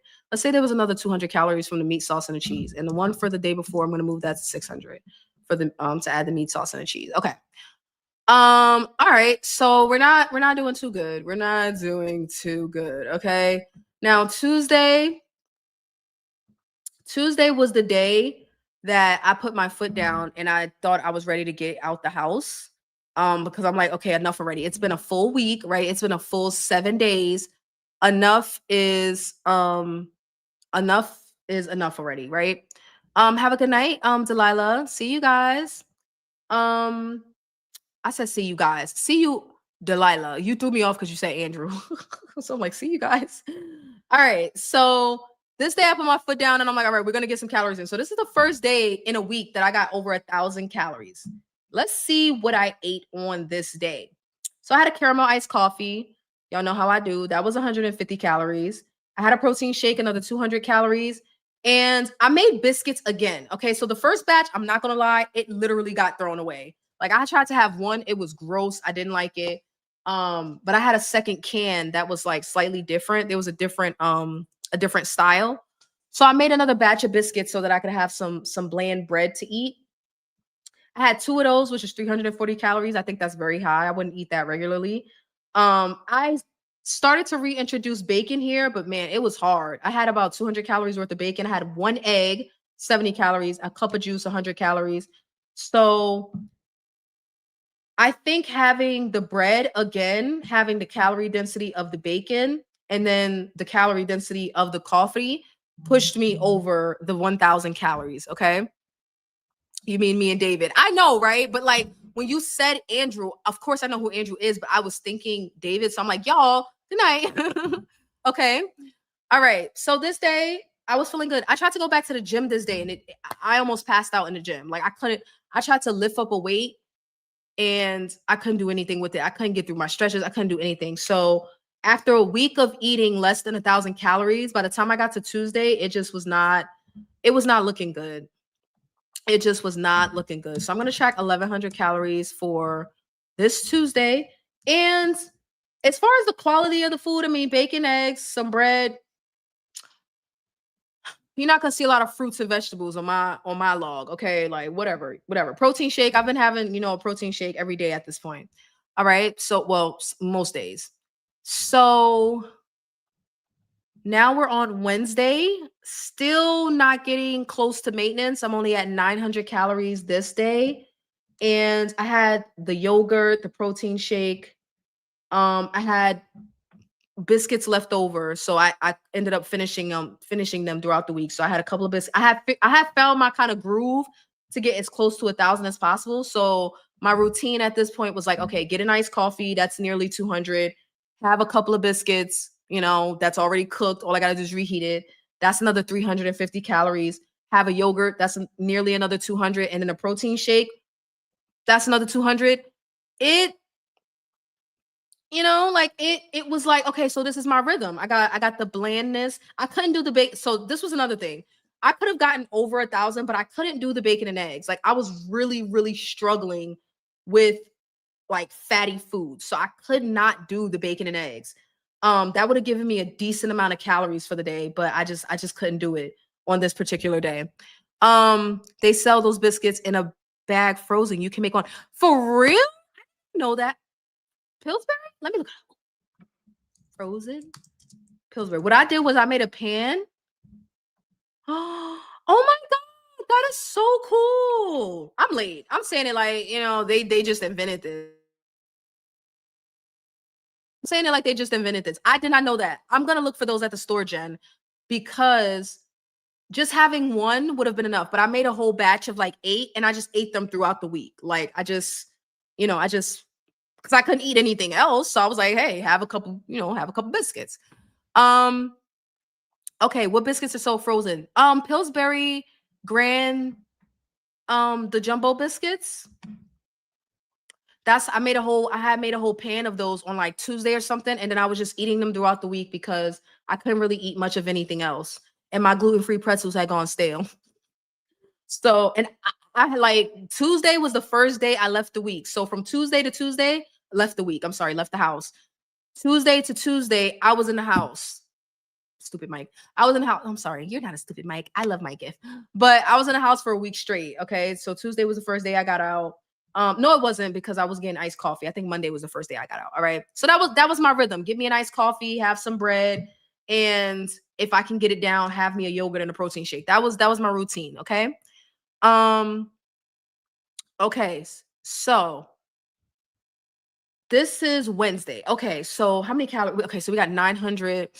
Let's go with 900 for this day. All right. So let's continue on to Thursday. Okay, so we're getting closer to today.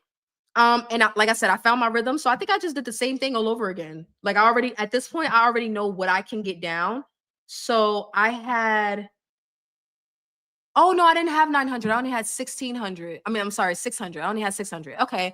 So this was probably just like me not feeling like um getting up and really this is I'm probably lower this day because I didn't have a yogurt and I didn't have any juice this day. So this particular day I only made it to 600. Again, I had a couple of biscuits that I'm still eating off that first batch, a couple meaning 350 calories. Had an iced coffee, 150, a protein, half a protein shake.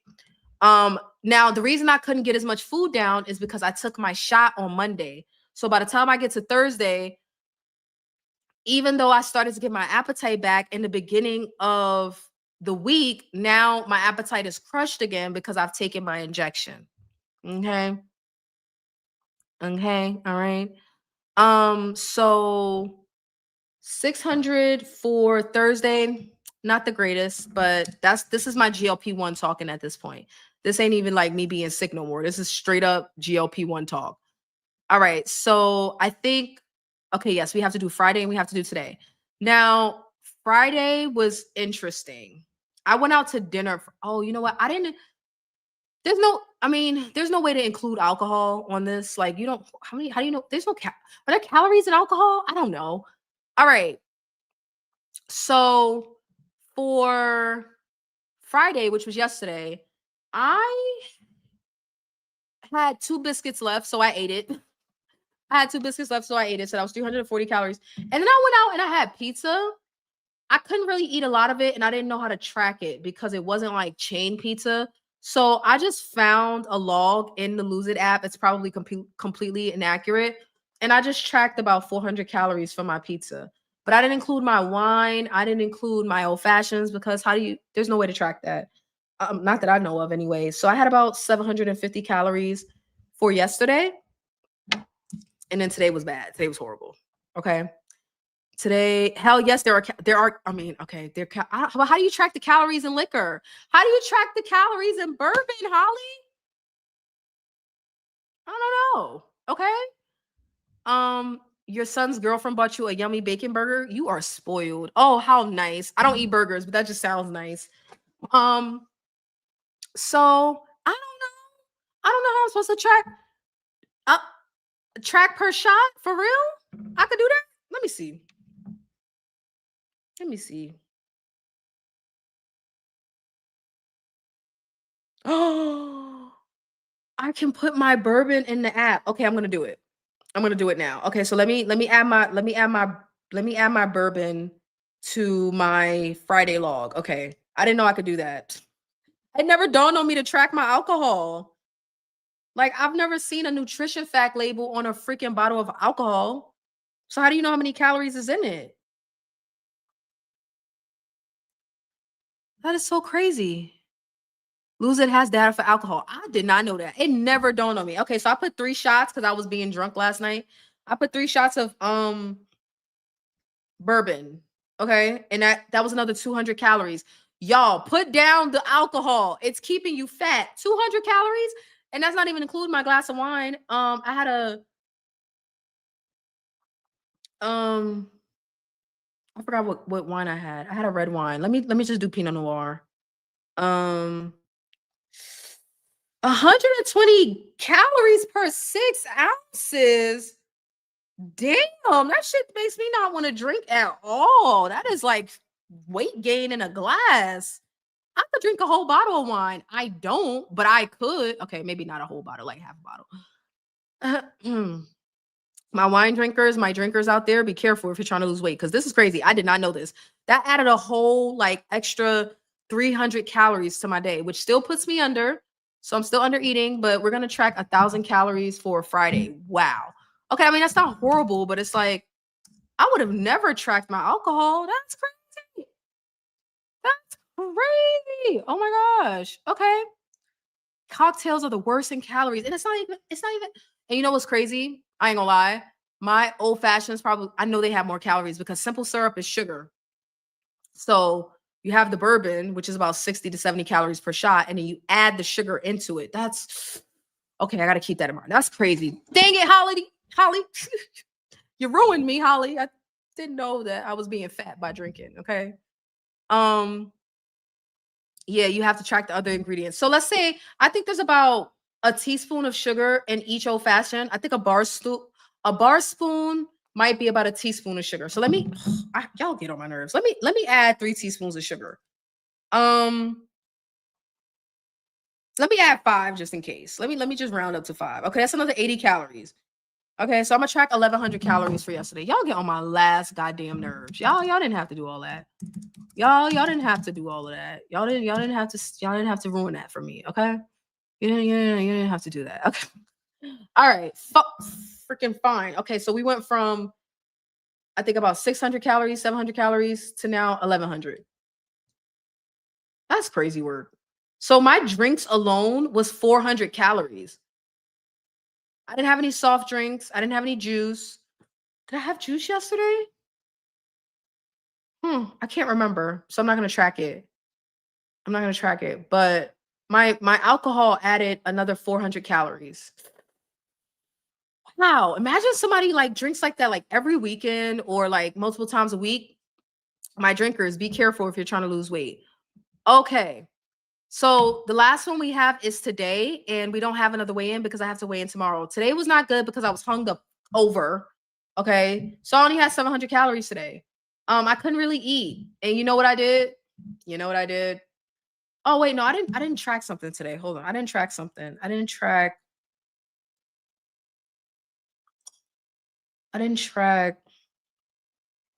uh I only had 2 pieces of bacon. I didn't even have a whole egg. I had like half an egg. Dare I track my 35 calories from half an egg? Um okay, so what happened today was I tried to eat breakfast, right? I had an iced coffee, 150 calories, right? I tried to eat breakfast, but it didn't work out. So what my options were croissants, gluten-free pancakes, bacon, and eggs. Well, I ate half a pancake. I ate like a bite or 2 of the eggs. I had 2 pieces of bacon. I think I had like half a croissant. I don't know how to track that. So we're gonna say, I mean, if the bacon alone was 100 calories, let's just throw an extra 100 on it. So let's track that as 200 calories because I don't know how to track that. Oh, I didn't track my juice today. Okay, hold on. I didn't track my juice. I did have um, what is it called? Cran watermelon.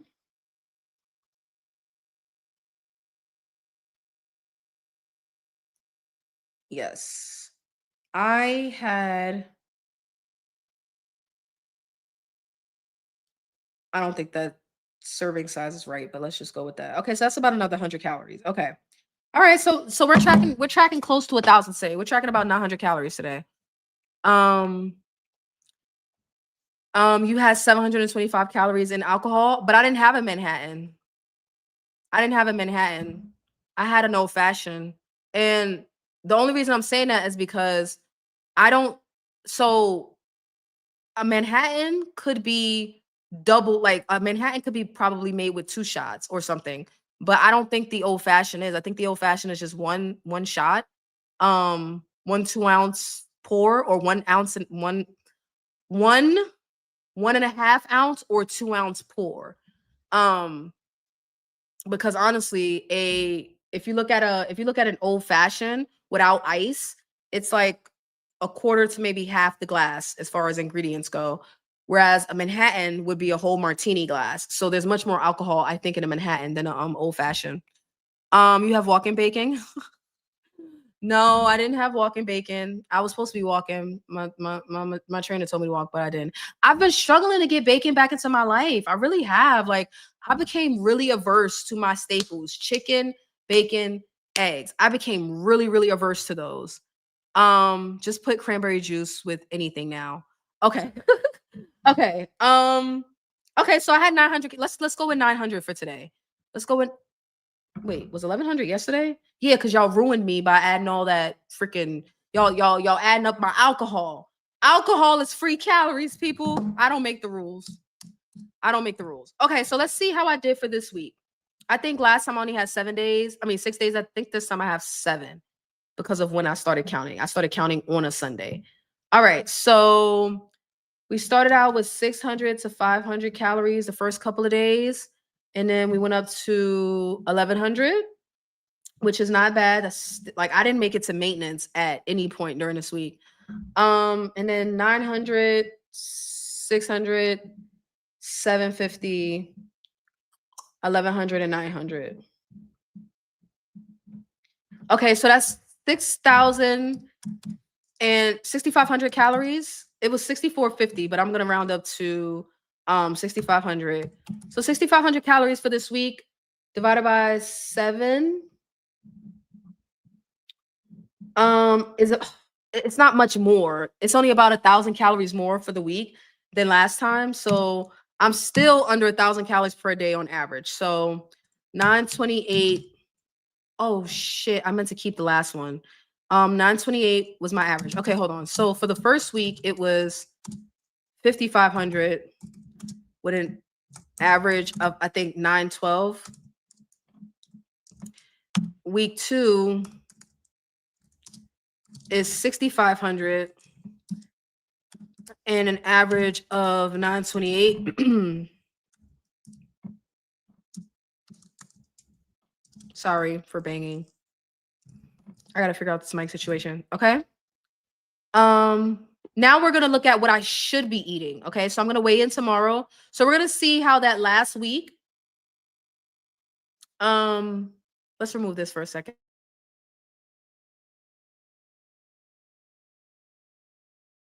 Sorry, old fashioned is 200 calories. Okay.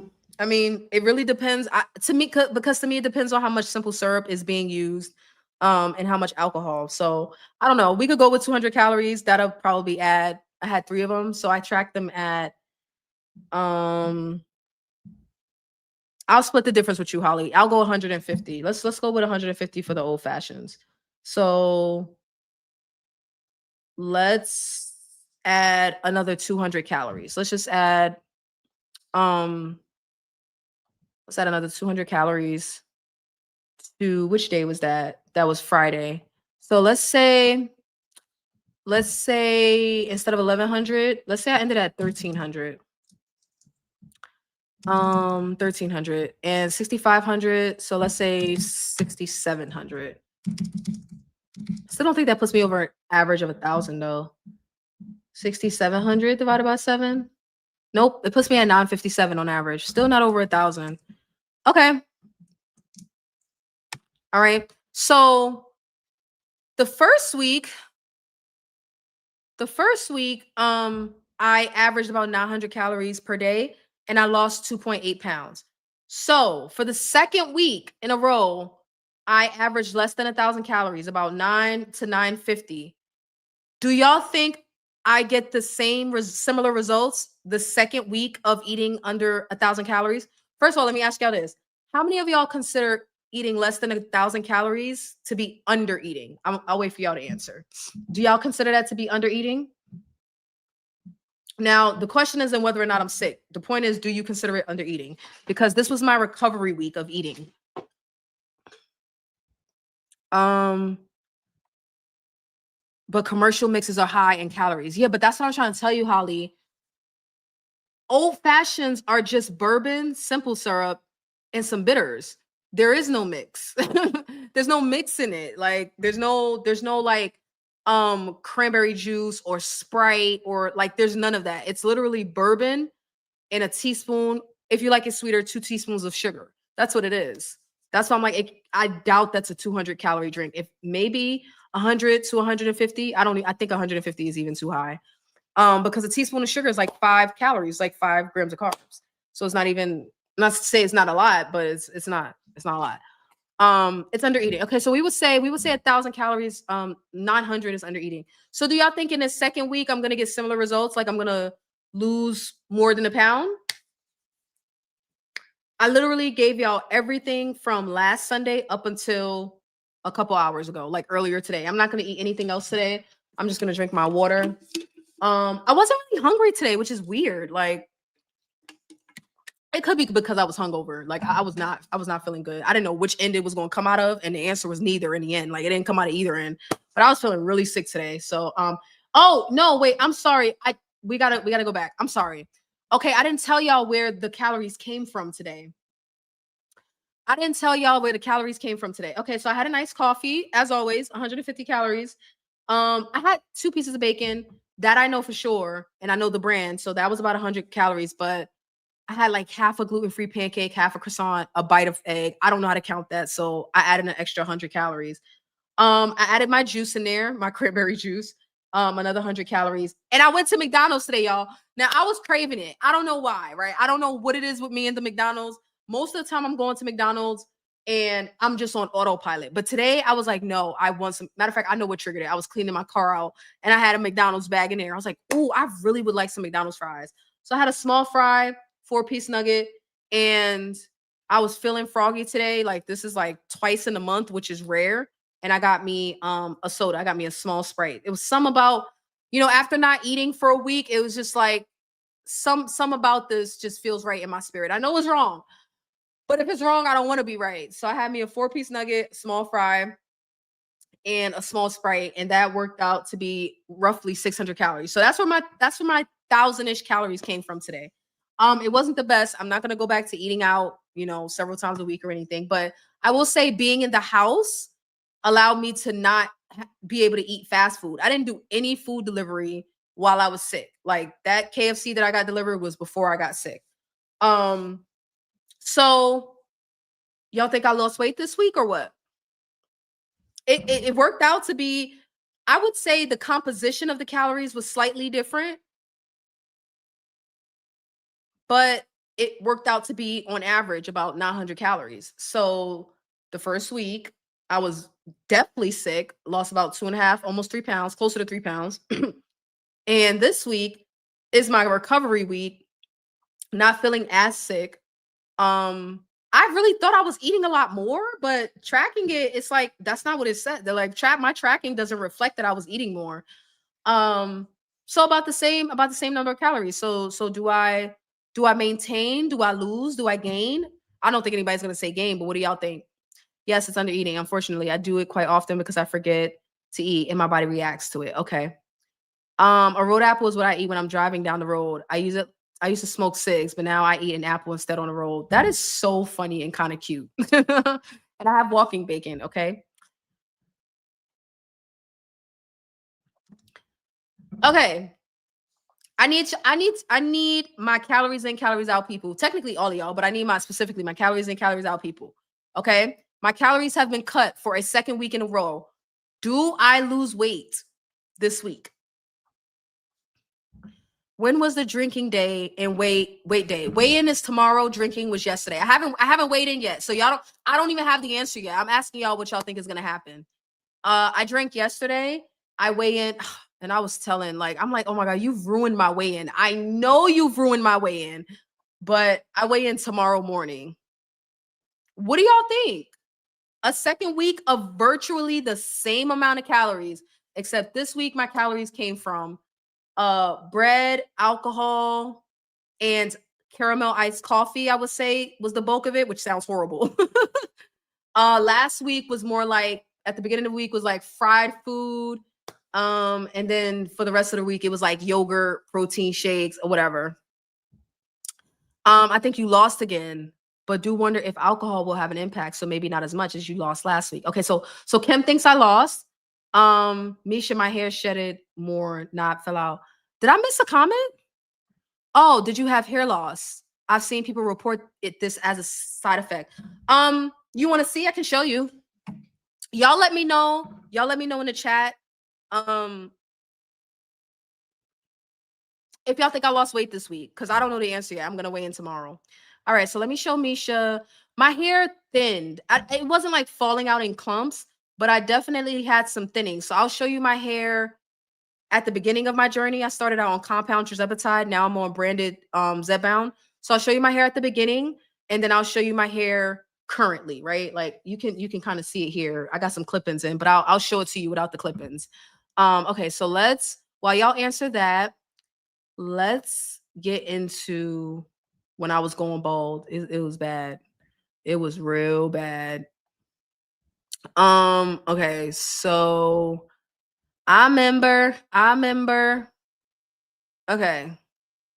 So here it is. We was just watching this the other day. So I did a video show. This is a side. Is it a medical? Apparently Eli Lilly has added hair loss as a side effect. So I mean, my thing was, I guess I'm just gonna be bald headed and skinny. Okay, so here, let me show you. So I had some thinning. I did have some thinning, and I'm trying to separate the hair so you can actually see where like it's kind of gappy, and you know. And I did get a haircut. Like this is post haircut because I had to my hair was so uneven. So it does look like you can see through my hair. That's what I describe as thinning. I was being dramatic in the video. I said I was balding, but I wouldn't say I was balding, but I definitely did get some thinning. And I'm going to show you the front as well, show you the edges.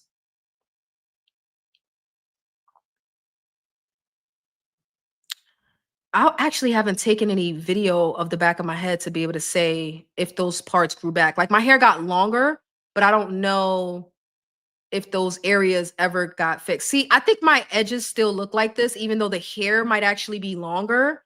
I think my edges still look thin like this. I think they do. Okay. A big deal for me because I'm starting to question whether I need to drastically change my approach to the. No, we're still taking tirzepatide, girl. We're not changing nothing. Okay. So now let me show you. My hair has recovered some. I would say quite a bit. I mean, it did grow, right? It's not like my hair couldn't grow or something. Okay. So this is what my hair was. These companies don't. They are like, do y'all? This is what my hair looks like now without the clip-ins in. So you can see that it's not like I went bald or anything, you know? Like I didn't go bald. And Jen said she did get some shedding. That's what I would describe my hair. Like I would say I had some shedding. I would say that's what that was. Zepbound causes DHT levels on the scalp to increase. Hair loss is real. Okay, I take oral minoxidil. Okay. I actually have baby hair growing in. Okay. Taking a Garden of Life collagen supplement really helped me. Okay. All right. Okay, so yeah, so you can see like I didn't take any supplements for it. I had just decided to be skinny and bald, but I did not end up bald. Like my hair, I think my hair looks great, honestly. Like, you know, oh, matter of fact, I can kind of show you my edges now. You can still see that my edges are still kind of thin, but at this point, this may not be the tirzepatide. This just may be what I'm dealing with as far as my hair just naturally, right? But I'm not losing necessarily like clumps of hair or anything like that. Looking back, I would take a supplement before I started. Looking back, I would have definitely supplemented. Now I just don't care because I like the way my hair looks. And you know what? It's not too late. I can still take a supplement, but it's just going to be a recovery. You know, it's going to be a recovery process versus taking the supplement sooner. You know, that it would have made a difference probably, I would say, had I taken the supplement sooner. Okay, so my good people, I'm nervous about getting on the scale tomorrow, y'all. I'm not gonna lie. Oh, we gotta look up my TDE. Sorry, that was one more thing. Okay, so We have to do one more thing, okay? We got to look up what I should be eating for maintenance. Okay. So let me share my screen. Okay, so we are going to do age 29, female, 5'3". Oh, 31, 5'3". 165. I'm gonna put 171 because that was my last known weight. Moderate exercise. I don't want them to calculate based on how much calories they think I'm burning when I move my body, because that's gonna be so different person to person. So I'm just gonna do sedentary. Actually, I could do BMR, meaning like if I did nothing for the day. Let's see. No, let's do sedentary. Like if I just sat around all day, little to no exercise.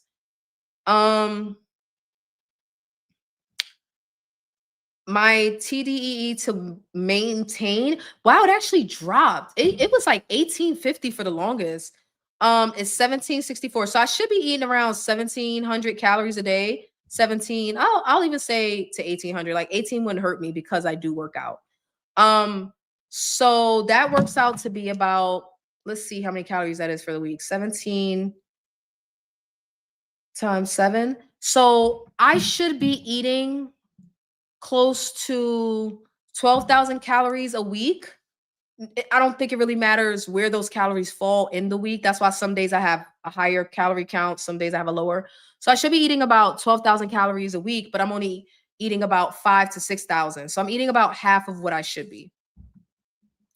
I'm eating about half of what I should be eating. I had some shedding. Mary Ruth's hair vitamins solved the issue for me. Y'all got some good options. I have more weight to lose, so that's why I started the vitamins and minoxidil. Okay, you drink collagen. Okay. I had started shedding lots of hair, thinning frontal long before starting Zepbound. Okay. Also put vital protein collagens in my hot tea every day. Okay. All right. I have very thick hair to begin with, so I decided it was a trade. I was willing to make oh, it was a trade I was willing to make to have lost. Okay. 162 pounds. Okay.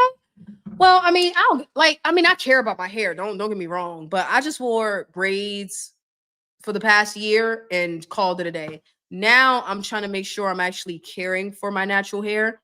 Now that I have a little bit of length, more so than before, because my stylist chopped me up last year. He chopped my shit to like above the ear. Like it was crazy. I didn't even realize it was that much.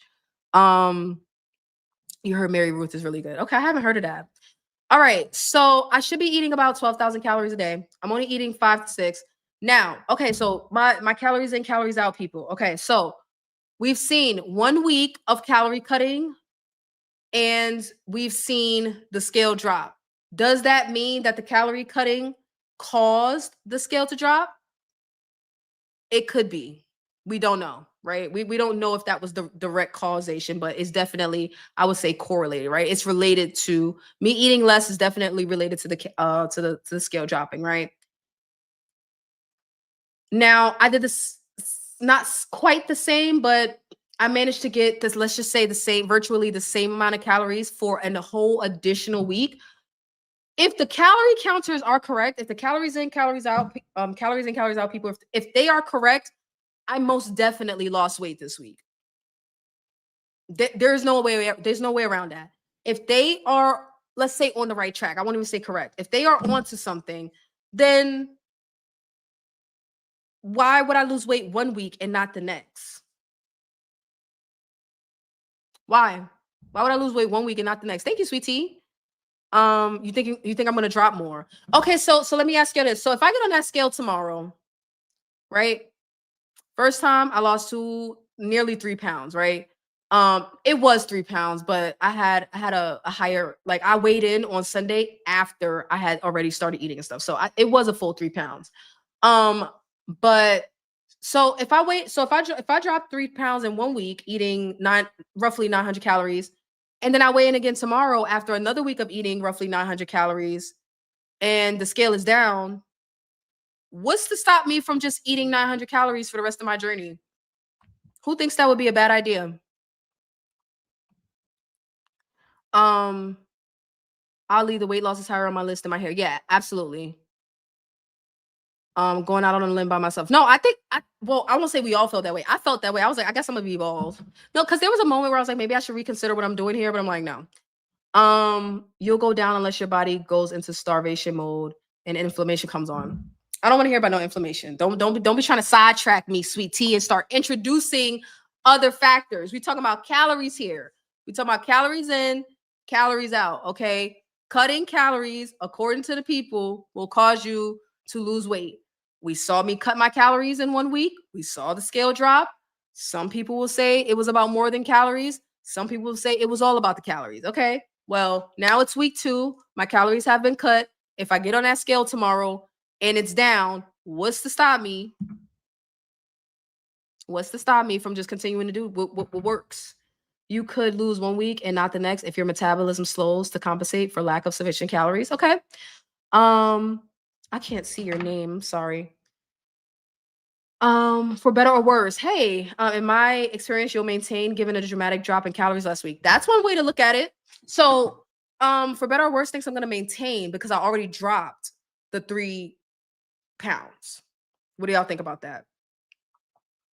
But why though? I cut my calories. Like, why would I not keep losing? That doesn't make any sense. Now, see, now you're gonna have to square. See, y'all never did square that circle around fat babies. So now you're gonna have to square this circle for me because I'm picking on you because I've been sick. Okay, so you can't be mad at me. All right. So we got for better or worse thinking I'll maintain, and a couple people think I could potentially lose more. I'm saying calories in, calories out says I definitely will continue to lose more because it's all about calories. Like you just cut your calories, you're gonna lose the weight. Like you're gonna lose it. So like there is no ifs, ands, or buts about it. So I'm just trying to figure out why not continue on eating 900 calories a day. On average. Dr. Funk says this is hormonal friend. You can't keep cutting and shifting your meta. No, I know that, sweetie. I'm asking y'all. I know that. I understand that. I'm asking the calories in, calories out people. If cutting the calories is what makes the most sense, then why can't I just keep eating 900 calories? Why can't I? It according to calories in, calories out, it worked the first week and it may have worked the second week. So why not just do it for the rest of the weeks? Why not just do it? Now, Sweet Tea is saying that according to Dr. Fung, this whole weight loss thing is hormonal. I agree. But my food log and the scale, I'm a calorie in out girl. Alcohol always plays a factor with my weight gain. You probably won't gain or lose due to the alcohol and the fast food. Carbs also play a role. Yeah, but who was that? Yeah, but Kimmy. Okay, so Kimmy says I'm a calorie in out girl. Alcohol always plays a factor with my weight gain. Okay. But Kimmy, now you're saying calories in, calories out, people don't specify where the calories come from. It doesn't matter. You just specified that the alcohol particularly will contribute to your weight gain. But if a calorie is a calorie, which is a part of calories in, calories out, it doesn't matter if the calories is from alcohol or from cabbage or from a cookie or from a protein shake. You probably won't gain or lose due to the alcohol and fast food. Alcohol, if I have 700 calories worth of alcohol and 700 calories worth of chicken tenders, calories in, calories out say those calories are the same as long as they fit within your calorie allotment for the day. So do you agree with that or no? Sorry. Kim getting irritated with me. Girl, we said last week that other factors do matter, but you can and will lose weight by cutting calories. It's just not a linear process. Okay, so I will lose weight this week. Okay, so what I'm asking Kim, so now you can answer my question. So Kim says other factors matter, but you can and will lose weight by cutting calories. Okay, week 1, we already got the receipts for that. Week 2, we'll get the receipts tomorrow. What I'm saying is if the receipts say for the second week in a row of eating under 1,000 calories, Kim, can I continue on eating 900 calories? If it worked week 1 and it worked week 2, can I continue to do that? If so, if not, then why not is my question. During my weight loss phase, when I drank, I didn't lose, even doing all the things. Okay. V just want to fight with y'all. I'm sick. Sick people don't fight. Okay. Sick people don't fight. Sick people don't fight. I just thought this was interesting. Okay, so look. Okay, we watched the Jason Fung videos, which were not my idea. This was reindeer idea, so I'm throwing reindeer under the bus, right? I thought this would be a good opportunity to show how I had been eating and what happened to the scale afterwards, right? Like I thought that was a fair, that was a fair situation there. Everything matters. The other nutrients play a role. Okay, leave me alone, sweetie. I'm waiting on Kim. It is kind of late. We've been here 2 hours. Y'all got a few more minutes. I just want to know why I can't continue to eat 900 calories. Like I just want to know if it's calories in, calories out. I cut the calories. It's 3,500 calories in a pound of fat, or so they say. So let's see, 3,500. I think that's 500 calories a day. Wait. So let's do it this way. My maintenance is about 1,750, right? And I was eating roughly 900 calories a day. So on average, I cut my calories to about 850 calories. Let's just round up and say 900 calories a day is what I cut. So let's say 900 times 7 is 6,300 calories divided by 3,500. Well, something's not right with the math, y'all. Yes, I'm gonna weigh in tomorrow. I don't know if I'm gonna post it tomorrow or post it like Monday or Tuesday. I haven't decided if I'm gonna do a video or just show it to y'all on the community tab. Now, hold on. Some don't add up about this math, y'all. Some's not right about the math. Okay, I didn't even think to do this until just now. Okay, 3,500 calories in a pound of fat, right? I don't even want to do that to myself. I'm not even gonna do that to y'all because we can't guarantee where I'm gonna just go ahead and tell y'all the answer. I'll tell y'all what I was about to do, but I'm gonna tell y'all the answer in advance.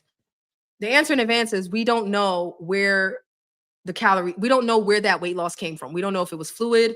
We don't know if it was waste, right? From me using the bathroom. We don't know if it was body fat. We don't know if it was sheer muscle. We don't know where it came from. You never know where it's coming from with stepping on the scale, right? What I was about to say though, what calories in, calories out says, right? The model of calories in, calories out. Matter of fact, let me just show y'all real quick. It says it on all the apps. Okay, you're not gonna make a liar out of me. So I just looked up how to lose 1 pound per week, and let's see what Google says. Okay, you can make your own calorie saving choices to add up to your to your goal deficit. Aim to cut back on calories and or burn more to the tune of 250 calories per day for a half a pound loss per week, 500 calories for a goal of losing 1 pound per week, or 1,000 calories to lose about 2 pounds per week. Who agrees with this? This is conventional wisdom. Kim says your body needs more than that to be healthy and function properly. You can eat 900 calories a day and you will lose weight, but feel like crap. Okay. This is totally off topic. Does anybody get DEXA and have a Renfro scale? I had a DEXA scan scheduled for today, but I was hungover, so I had to cancel it. So I will begin a DEXA scan soon, sometime within the next month or so. I think it'll be less than a month though, because I'll be back in Raleigh in a few weeks. Okay, so can y'all help me out with this? Can you help me out with this, please? I just Googled how to lose 1 pound per week, and it says for half a pound, cut your calories by 250 per day. For a pound, cut your calories by 500. And for 2 pounds, cut your calories by 1,000. Do we agree with this? Is this how to lose a pound per week? You just cut your calories by 500 per week? Per day, 500 calories per day. Can I get a show of hands? Is this correct or is this not correct? It doesn't say anything about where you're starting from, right? So it doesn't matter what your maintenance is. It doesn't matter what your metabolism is. It doesn't matter what your age, your height is. None of that matters. Whether you are 2 years old or 72 years old, in order to lose 1 pound per week, cut your calories, whatever you're eating, cut it by 500 calories, and you will lose 1 pound per week. Do we agree with this? Do we disagree with this? Are we unsure? Have we never heard this before? And Kim is getting a DEXA January 9th. I'm going to be getting mine closer to like the 16th or something like that. But I will be getting it. I have one scheduled for today, so it's interesting that you asked that. It was supposed to be a part of the stream, but your girl was hungover. Just all off of a couple of old fashions. Holly got me about to say Manhattans. Okay, disagree. So Sweet Tea does not agree with cutting your calories by 500 per day for a week to lose 1 pound per week. Okay. And I saw a video changing your scale to athletic mode. It gives results close to DEXA. I don't have a Renfo. I have a Texity. No, I do have a Renfo. I have the travel size Renfo. I gotta try that when I get home and see if it works. Rest with Anissa says, hi everyone, first time here. Thank you for falling out of the clouds. Can we get some green hearts in the chat for Anissa? Anissa, are you on a GLP-1? We're over here talking about GLP-1s and weight loss. Or if you're not on a GLP-1, are you trying to lose weight? Thank you so much. I'm glad you found us. Please subscribe if you haven't already. We're a little crazy over here. Okay, you're about to go through like a whole initiation process if you decide to stay. Okay. All right, so Kimmy says incorrect. Okay. Because you know everything is getting the human scale. Oh, I'm sorry, the Hume. Is a Hume scale for $200? I ain't got time for that. I agree with Sweet Tea. Okay. Renfo is $25. Okay. Okay, so y'all, we have Anissa is on Manjaro. Subscribe. Okay, so Anissa, we need your current weight. If you want to share, it's optional. I'm sorry, starting weight, current weight, and your goal weight. And your and your height and sex if you want to share. Age is also optional, but this helps us figure out where you are in your journey. So as you share, we can follow along, right? Because I go live often, so people are always giving updates and stuff, and it's nice to know where they came from. All right, so thank you so much, and welcome to Anissa. If you want to share, you can go ahead and drop those numbers in the chat for us. We got us another Trizepatide. Dare I say groupie? We're groupies over here. Okay, I'm gonna say bad words. Okay, I'm gonna say the things. We're groupies over here. This is a Trizepatide dungeon. Amen. All right, 5'6" female. All right, so I'm gonna guess your goal weight before you say it. I'm gonna guess 150. I'm gonna guess 150. That's my guess. I have heard this before as a guide. It's definitely not an exact science. I recently watched a video discussing some of the reasons this doesn't happen exactly.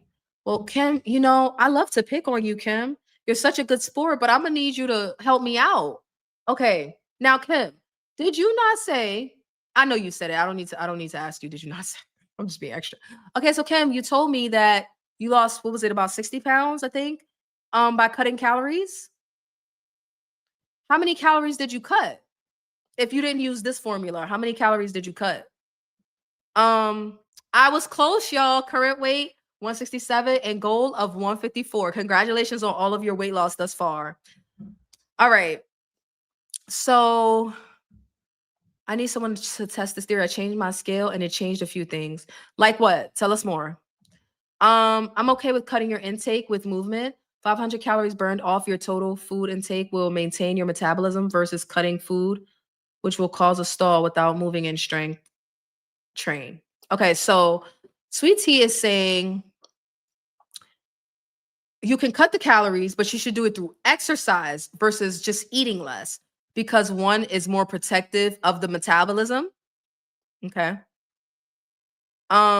Okay, so I did use it as a guide. I believe I cut about 250 to 500. Okay, so boom. So there, case study. Okay, we got Kim. Okay, so it worked. Okay, so if I'm supposed to be eating, no, let's not even go with what I'm supposed to be eating.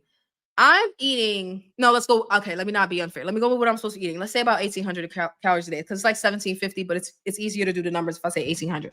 All right, so 1,800, I can cut 250 per day. That puts me at 1,550. Are we cool with 1,550? In fact, some days I do eat 1550. Are we cool with? I think y'all would be okay with 1550. But let's say I wanted to get more aggressive and I wanted to lose a pound per week. So let's cut that 1800. Let's cut that to 5. Let's cut that by 500 to 1300. Are y'all cool with? Is it reasonable for me to just eat 1300 calories a day and lose 1 pound per week until I meet my goal? Is that reasonable? What do y'all think? Yes, 1550. Okay, yes to 1550. Okay, so I can safely cut 250 and lose about a half a pound a week. Okay. What do y'all think about me cutting 500 calories a day based on this formula? Okay. What about me cutting 500 calories a day and eating about 1300 calories to lose 1 pound per week? 1300 is reasonable. Who else? If I just eat 1300 calories until I make it to my goal. If I make it to my goal. Y'all let me know. Okay. Anissa is cool with the 1550, but not so much about not so sure about the 1300. Okay, so this is a thought experiment. Just I'm gonna catch you up just because you said you just found us. So I was sick. I've been sick for about 2 weeks. And for the first week, I could only eat about 900 calories a day. Some days were like closer to 1,000, some days were closer to 400 or 500, but the average was about 900 calories a day. And I wasn't trying to eat that little, but that's what it worked out to because I was sick and I lost nearly 3 pounds. It's now been another week, my week of recovery, and it worked out to about the same calories. The food is a little different. I even had some alcohol this week, no exercise. I did have some exercise last week. So the calories are roughly the same, roughly 900 a day on average without trying, just because I'm in recovery and that's about what I can eat. We are anticipating whether or not the scale will be lower again because my calories have been lower. Okay. So we'll figure that part out tomorrow. Now, what I'm trying to figure out is if for 2 weeks straight I cut my calories and for 2 weeks straight, potentially the scale has dropped, can I just continue to cut my calories? Is what I'm trying to figure out. Okay. So are we working with the 1300 or no? Anissa says no to the 1300. Holly says reasonable. 1300 is reasonable. Sweetie, why are you shaking your head? Listen, if I didn't know nothing about weight loss and I just wanted to Google how to lose weight, Google said, and Google gets this from the scientists and the doctors. Google said, if I want to lose a pound per week, we all say half a pound to 2 pounds is safe and healthy. So if I want to lose a pound per week, I got to cut my calories by 500. So that puts me at about 1300. Are we working with the 1300? Okay. 1300 is reasonable, but it has to be healthy, nutritional food, not alcoholic beverages, fast food. Okay, so you think the composition of the calories do matter. Most calories in calories out people do not. Okay, so we got Kim with yes, 1300, but it has to be 1300 reasonably, like not crappy food, right? Because that's gonna change the dynamic. Okay. In that case, yes, it will work. Okay, so we got Anissa with 1300 calories is gonna work. Okay. But we know stuff. Jen says no comment. Jen, give a comment. Can I work with 1300 or not? Google said to cut the damn calories, Jen. Don't be like that. Sweet Tea says I'm hush. No, Sweet Tea, you cannot hush. Google. Okay, so let's just say Google's wrong. Let's look at another source. Hold on. Mayo Clinic. Okay. Let's see what Mayo Clinic has to say. Find your inner drive. Okay, aim to lose 1 to 2 pounds a week over the long term. To do that, you'll need to burn about 500 to 750 calories more than you take in each day. Okay. So it's the same formula. Okay. Calorie deficit of around 500 calories. It's the same formula. Everybody's saying just cut them by 500 calories. That's what all the sources that I'm looking at says just cut by 500 calories to lose a pound per week. Okay. Yes, the food matters. It always matters. Okay. All right. Okay. Well, so we got some people for the 1300, some people for the 9. Okay. So for the people that said the 1300 was reasonable, Well, I'm vain. Okay. So I want to lose 2 pounds per week. We said, and when I say we, I mean the people losing weight. It's we always say half a pound to 2 pounds is sustainable, right? Well, I want to go all the way. I want to lose 2 pounds per week. So I need to cut my calories by 1,000 per day. I'm cutting it. I'm taking it off the calculator. That puts me at 800 calories. Can I safely lose 2 pounds per week? What do y'all think? I'm about to do it. I'm about to do it. I mean, I was already at 900. So, an extra 100. I think you should adjust based on how active you are to create your deficit. 1,300 could work, but I will consult with your physician when you get that low. I'm not eating 1,300 calories. I'm just trying to work through the process of how, if a person knew nothing about weight loss, right? And they went to Google and they got themselves a food calculator and, they went to Google, right? So if a person was 5'3", 170 pounds and wanted to know what to do to lose weight, and they tracked all their food and it said that they were eating 1,800 calories a day and they want to lose 2 pounds per week, I'm the person. I'm cutting 1,000 calories. Jen, your AI, you don't count. You're not a real person, okay? You managed to lose over 120 pounds without tracking calories. That's fake news. That's AI. You're not a real person. Okay, that's that. I'm gonna speak up for the calories in, calories out people. Jen is AI. Jen is not real. Everybody just let the AI just be the AI. Okay, just let the AI be the AI. Okay, 800 calories, people. Google says I can eat 800 calories a day. I don't make the rules. Mayo Clinic says I can eat 800 calories a day. I don't make the rules. I don't make the rules. What do y'all think? Can I safely lose 2 pounds per week?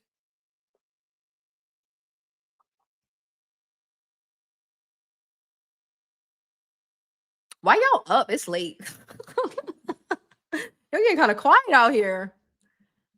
I never even used that TDEE site. Yes, but eventually I think dropping 1,000 calories a day will make you lose your hair. Okay, well, let's just say I don't care about. Let's just say I shave my hair off. Think I can eat 800 calories a day?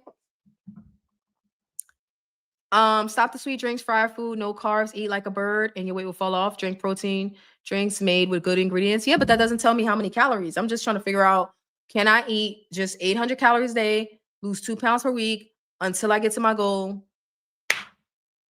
Yes, no, maybe. I'm okay with eating, I don't know about no carbs because I do eat gluten-free pasta. I'm okay with the no fried food. Sweet drinks, other than my coffee, I've mostly gotten rid of sweet drinks. I only started drinking juice because of being sick. Not safe, but you will lose the weight. Okay, so I will lose the weight, but it won't be safe. Okay, so so like what's not safe about it though? Because why would conventional wisdom be telling us to do something that's unsafe? Are we wrong or are they wrong? Like, why would the conventional wisdom be to just cut? No context, mind you, right? When we looked at that definition or the instructions, there was no context. It doesn't say, well, hey, if you're already only eating 1,200, this method is not going to work for you. Do not cut 500 or 1,000 calories per day. It doesn't say that. It just says to cut the calories. It doesn't say where you're starting from. I don't think those sites said you can eat 800 calories a day. They said you can lose 2 pounds a week eating 1,000 calories less a day. That's not the same as it being healthy or a safe choice. Kim, I need you to think about what you just said, okay? You're a good sport, so I can continue to pick on you. I don't think those sites said you can eat 800 calories a day. Okay. If a site says, or Google, or a doctor says, these are the instructions for weight loss, do this, right? No context, no nothing. Just do this. Okay. I eat 1,800 calories a day. You told me 2 pounds is safe to lose per week. Okay. And you said in order to lose the 2 pounds, I have to cut my calories by 1,000. It doesn't say, it simply says to cut the calories. It doesn't say who can do it, who shouldn't do it, your age. It doesn't say anything about safety. It doesn't say anything. So let's just say I take the safety out of it, right? Because it doesn't specify safety. So let's say I take that out of it. The instructions for weight loss are to cut the calories. So if I read this and I cut the calories, why would I think that it's not safe? Why would I, if that's the convention, why would I think it's not safe? These are the instructions that are being given. So you're telling me that if I eat 1,800 calories and the instructions to lose 2 pounds per week are to cut 1,000 calories, that's not the same as saying eat 800 calories a day? That's not the same thing? Okay. How many calories do you normally eat? The answer is 1,800. I don't count calories anymore. I just could probably eat protein and fiber and good veggies and fruit. Okay, exactly. The information is incomplete and should include additional information, but it doesn't. So we got what we got.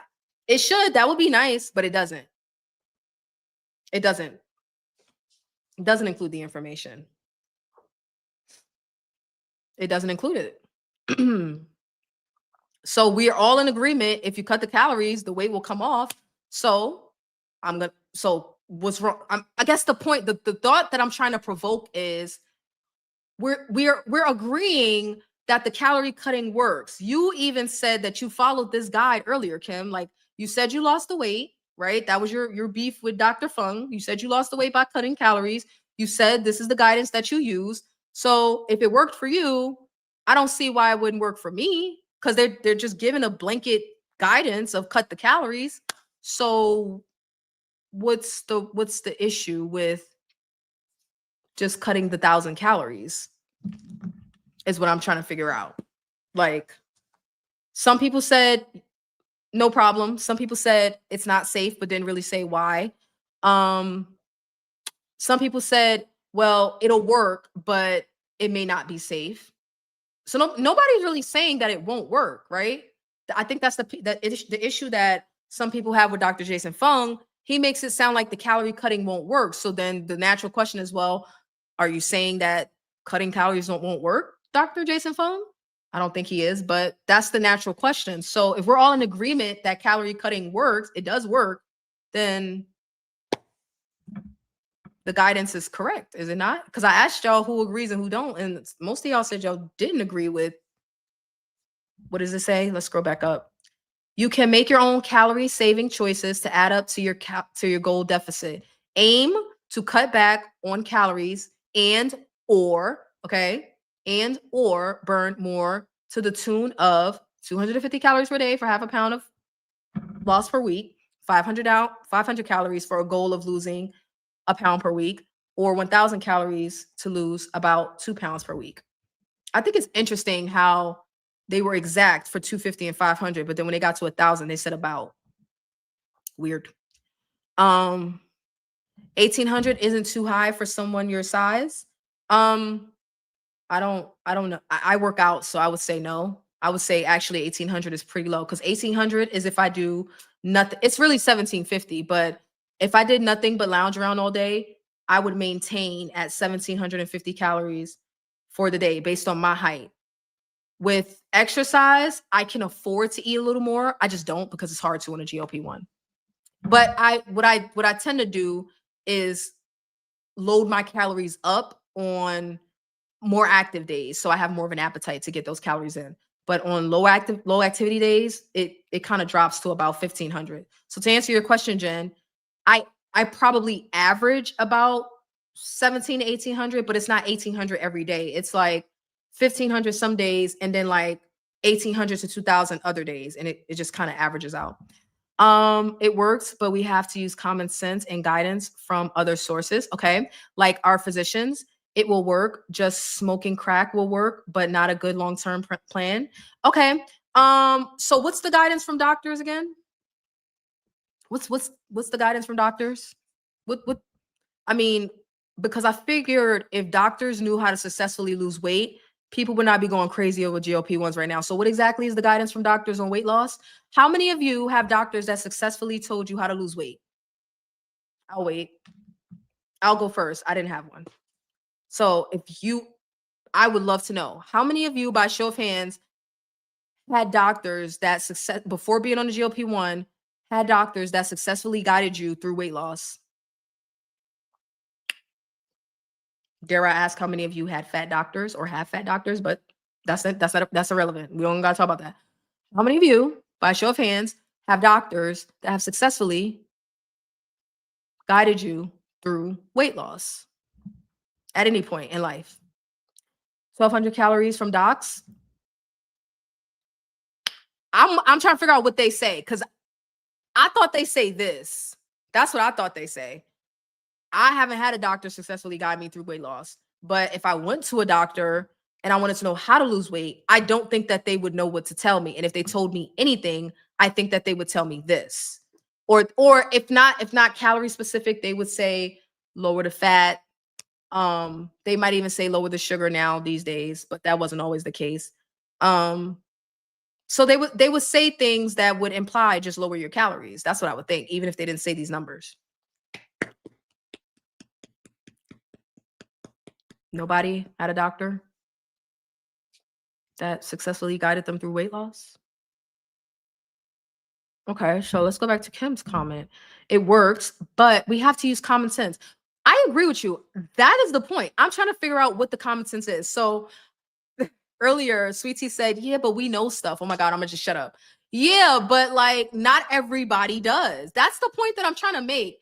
Not everybody knows or even believes the same thing, right? Like we're having, some discourse now about, what makes sense and what doesn't. So when we say we have to use common sense, talk to me like you're talking to a 12-year-old that don't know nothing, right? Or a 20-year-old that's never tried to lose weight and is trying to lose for the first time.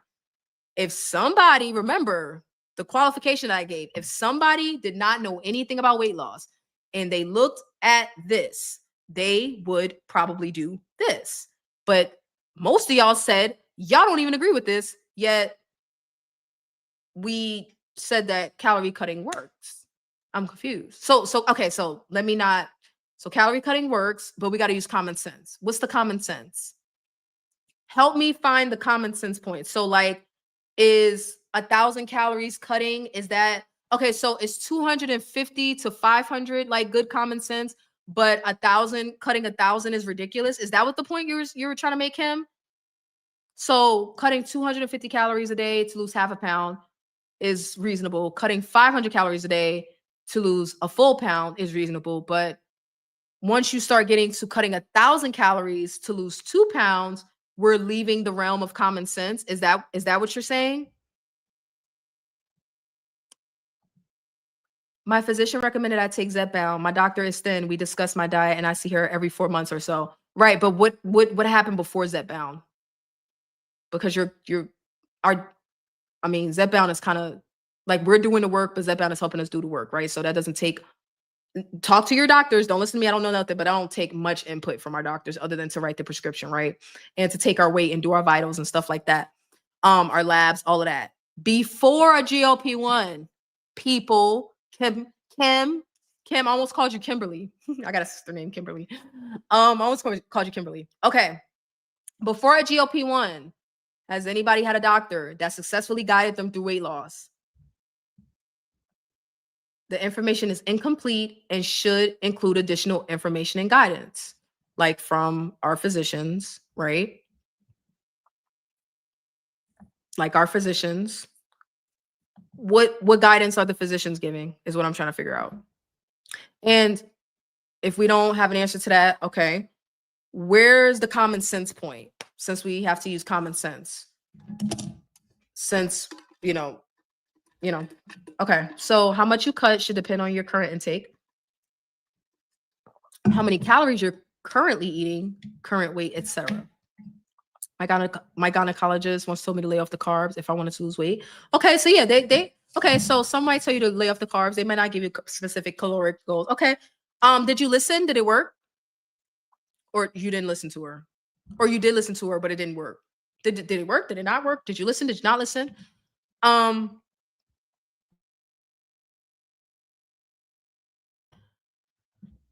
Okay, so how much you cut should depend on your current intake. I agree with that.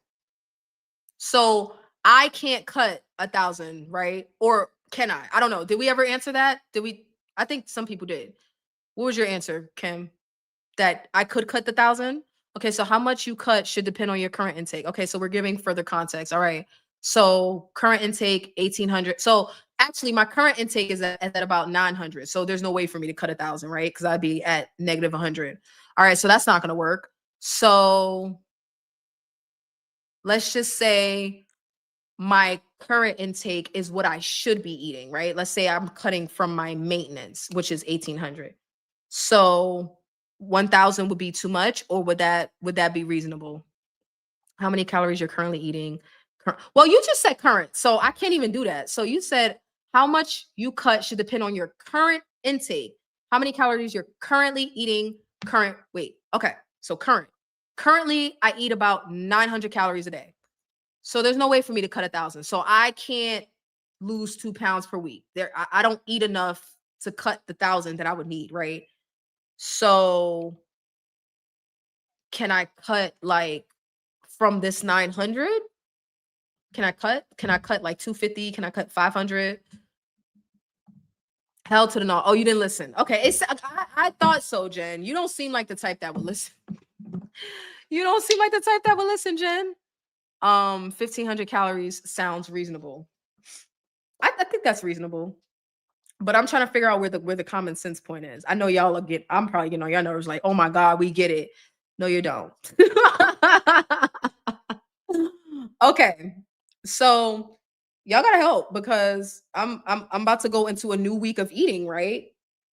I'm about to go into a new week. So I want to get all of this information before I do the reveal of my week. That's why I'm being so particular about it. I want to gather all of my information. Okay. I want to do all my information gathering so that I have a game plan going into the next week. Because my original game plan was to just eat my maintenance, right? And to figure out what my maintenance is today, which is I figured it out at 1,750. So eat about 1,750 on my workout days, on my non-workout days. It'll be closer to like 1,500 or something like that. Okay, like that sounds reasonable, but that's not me cutting 500, 250, 500 or 1,000. So I shouldn't lose no weight. Right? How many people think if I eat at my maintenance for a week straight, I will just maintain my weight? How about that? Let's move on past the last point. So my maintenance calories are 1,750. If I eat 1,750 for a week straight, right? No more, no less. How many people think I'll maintain my weight? Laptop died. We're in the middle of something here. Kim, charge your devices. As if I keep my shit charged. Never. Jen says 1,500 sounds reasonable. I think Jen thinks I would be eating too much if I ate 1,750. So if I eat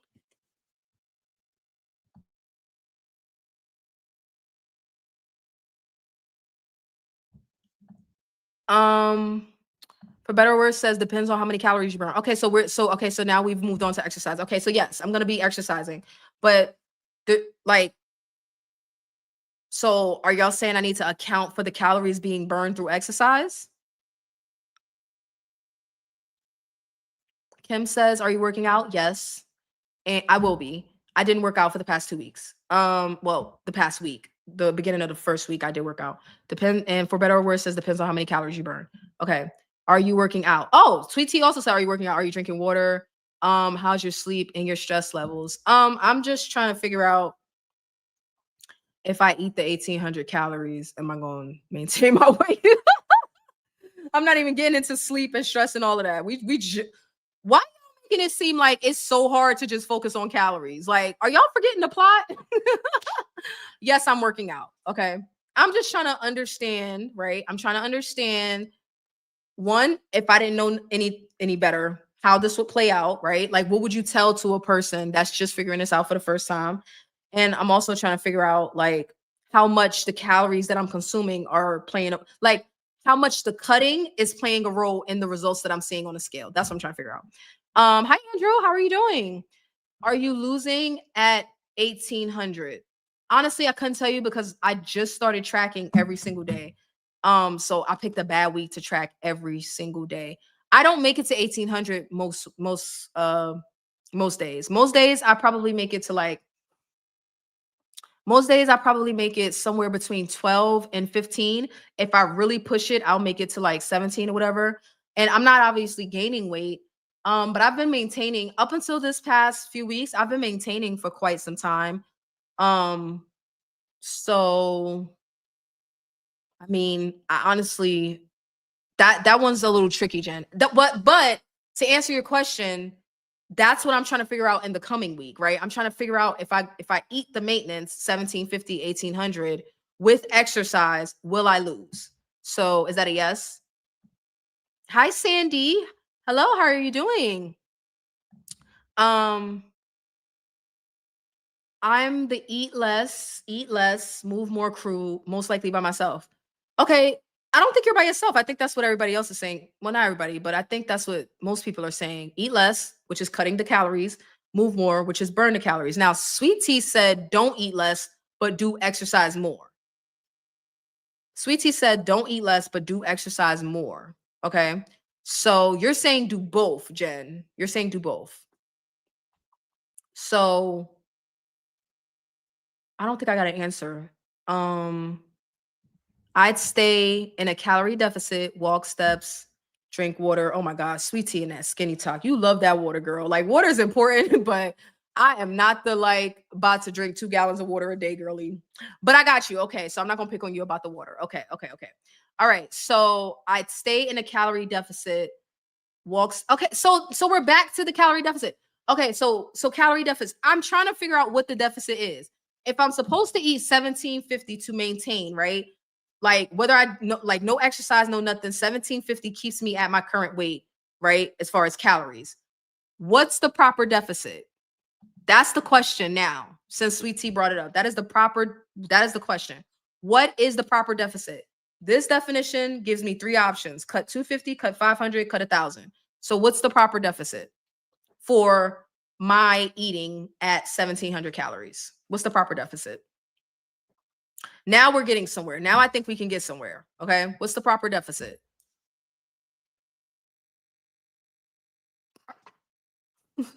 Don't make that face at me. I don't know if y'all can see that face, but it's like Sweet Tea believes in drinking a bathtub full of water a day. I just don't understand. I'm not drinking 84 ounces of water a day. I'm not. Wait, you said 84. I drink, this is a 30 or a 40. I drink probably 2 30s. Did you say 84? 84 ounces. 84 ounces is actually not that bad. You had said something like 100, like you had said, not 100, but you had said something that was more than that before, I believe, when I was picking on you about the water. See, I eat when I'm hungry and stop when I'm full. I don't care what time it is. I don't care if it's a chicken tender. I know this is frowned upon. I honestly, Jen, I've been moving more toward that model. What has been getting in my way is a fear of not being able to support my workouts. That's why I aim for maintenance. I don't always make it, but the reason that I aim for more calories and I track is because if I remove my tracking, right? There will be days, I don't even gotta be sick. There will be days where I will eat 175 calories and act like nothing is wrong. My exercise routine is too high for that. You know what I mean? Like I work out 5 days a week. I can't be like one day eating 175. Okay. Maybe even 2 days out of the week, but I can't do that for 1, 2, 3, 4, 5 weeks at a time, just eating 200 calories here, 600 calories there, 400 calories there, 1,200 calories there. To me, that's not a successful strategy for me. So I would love to be the person that just ate when I was hungry and then just stopped when I was full. Now, the stopping when I'm full, I've been doing a lot of that, but just waiting until I'm hungry, I would be living on 200 calories a day like most of the week. Like this 10 milligram is something else. And I just don't think that that's a successful strategy for a person that's working out 5 days a week. I don't think that that's going to be successful at all. That's only 2 Stanleys. Yeah, but you had said something different before. You had said like a gallon before. and a gallon is more than just two Stanleys. So 84 is not that bad. You're right. I would give you that. 2 Stanleys, if you get the 45-ounce ones, 2 Stanleys is 90. So I don't think that's bad. I have a 30-ounce Owala. I think this is 30. So I drink about 2 of these. So I drink about 60 ounces of water.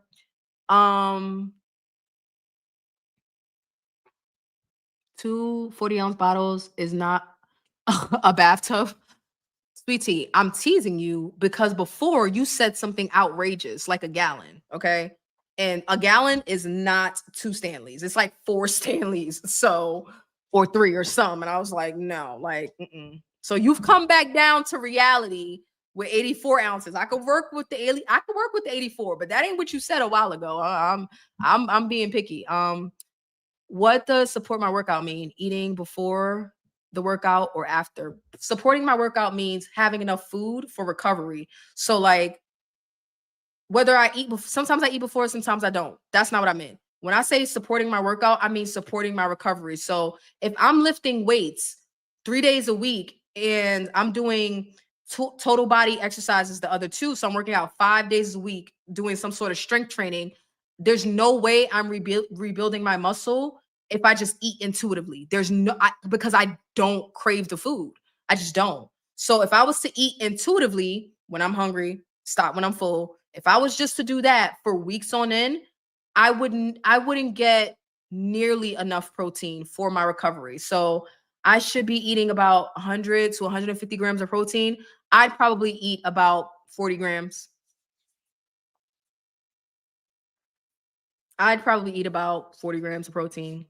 Like how I was eating when I was sick, that's like a more extreme example, but it wouldn't be far off from that. It would not be far off. Are you not hungry after the workout? Not always. Sometimes I don't eat before my workout and I'm not always hungry after. Like especially if it's a couple of days after shot day. Like if I take my shot on Sunday and then I go to the gym on Tuesday, I'm not hungry after my workout. But on Thursday or Friday, especially Saturday, Saturday, I'm hungry after my workout. So it would be like I'm taking my shot. Like if I take it on Sunday evening, not even in the morning. So Sunday's day 0. Between Monday and Thursday, I would just be under eating. It would take me getting to like about Friday, Saturday, and then Sunday morning, potentially Sunday morning before my shot to actually desire enough food. I get hungry. It might be 10 p.m., but I get hungry. You get hungry like after shot day? I don't get hungry until about day 5, day 6. So shot day will be day 0, Monday, Tuesday. Like today, what's today? Saturday? I took my shot on Monday. This might be a little different because I was sick because I actually haven't been hungry all week. But typically I take my shot on Sunday. I don't start to get hungry till about Friday. I don't start to get hungry. I do eat though. Like if I'm not sick, I eat. I'm just eating while not hungry. I'm eating to get the calories in. I hope that I can one day learn to trust my hunger cues and not have to track everything. But after years of emotional eating and overeating, I'm so nervous not to track. If it works for you, then do it. There's no there's no reason not to track if tracking works for you. Just like there's no reason to track if you don't need to track. Like not everybody needs to track. So I say if it works for you, continue to do it. How about going down to a 7.5? I thought about it, but why? Because I'm not averse to food, right? I'm just not hungry. So what that means is I can eat, right? Monday through Friday or Monday through Thursday. I can eat, but I have to be deliberate about it because I'm not actually hungry. So I'm not so like my dose isn't so high that I'm averse to the food. Like I can't even get it down. No, I can get it down. I just gotta, I gotta plan for it. I gotta track it, make sure I'm eating enough. I gotta do all of that. But as far as like actually just being hungry, like, okay, let me go see what I want and eat it until I'm full. I don't feel that way until about Friday or Saturday. Tracking is great. You'll always know where you are at. Yeah, some people don't need to. Like Jen doesn't need to track at all. Like she like she said, she eats when she's hungry and she doesn't eat when she's not hungry. But Jen also wants to gain weight and can't because she eats intuitively. Eating intuitively is to, on a GLP-1, it is to undereat. I'm not saying it's right or wrong, but eating intuitively on a GLP-1 means to undereat, like for the most part. And if that's, you know, if that's what works, then that's what works. But it depends on what outcome you're looking for. And I'm not looking for an outcome where I have to lose all of the muscle with the weight loss and then rebuild it later. Like, I'm not looking for that outcome. So I have to eat enough to sustain my muscle. I have to eat enough to sustain the little bit of hair I got left. I got to eat enough to sustain like some level of like, you know, life and vibrancy in my skin. That's how I feel. Shot day I eat, day 2 I don't eat a lot, day 4 I get back on track. Okay, so shot day would be day 0. So you're calling shot day day 1. Okay, so let's say your shot's on Sunday, Monday you don't eat a lot, Tuesday, Wednesday, no, no. That's you get hungry sooner than I do. And but you've also been on the GLP-1 longer, Jen, I believe. You also been on the GLP-1 a lot longer. You get hungry before I do. I don't get hungry till about Friday. If I took it Saturday, like when it's time for me to take my shot again, it's kind of annoying because I'm like, I just started getting hungry. Like I just started like actually desiring food. I don't really think about it shot day. So I take it in the evening. That's why I call it day 0. And it takes about a full day for me to feel the effects. When I was first starting out, I would get satiety and all of that immediately. That doesn't happen for me anymore. On this 10 milligram brand, it doesn't kick in right away. I won't even say it takes a full day, but it probably takes me about 12 hours, honestly. So by the time I'm waking up in the morning, I'm feeling that, you know, just I'm just not hungry. And if I don't make an effort to go eat something, I won't eat. I will not eat. The skinny girls do weight loss by any means necessary. For some, that does include tracking. Yeah, I don't have a problem with tracking. I don't have a problem with tracking. But I don't track to cut.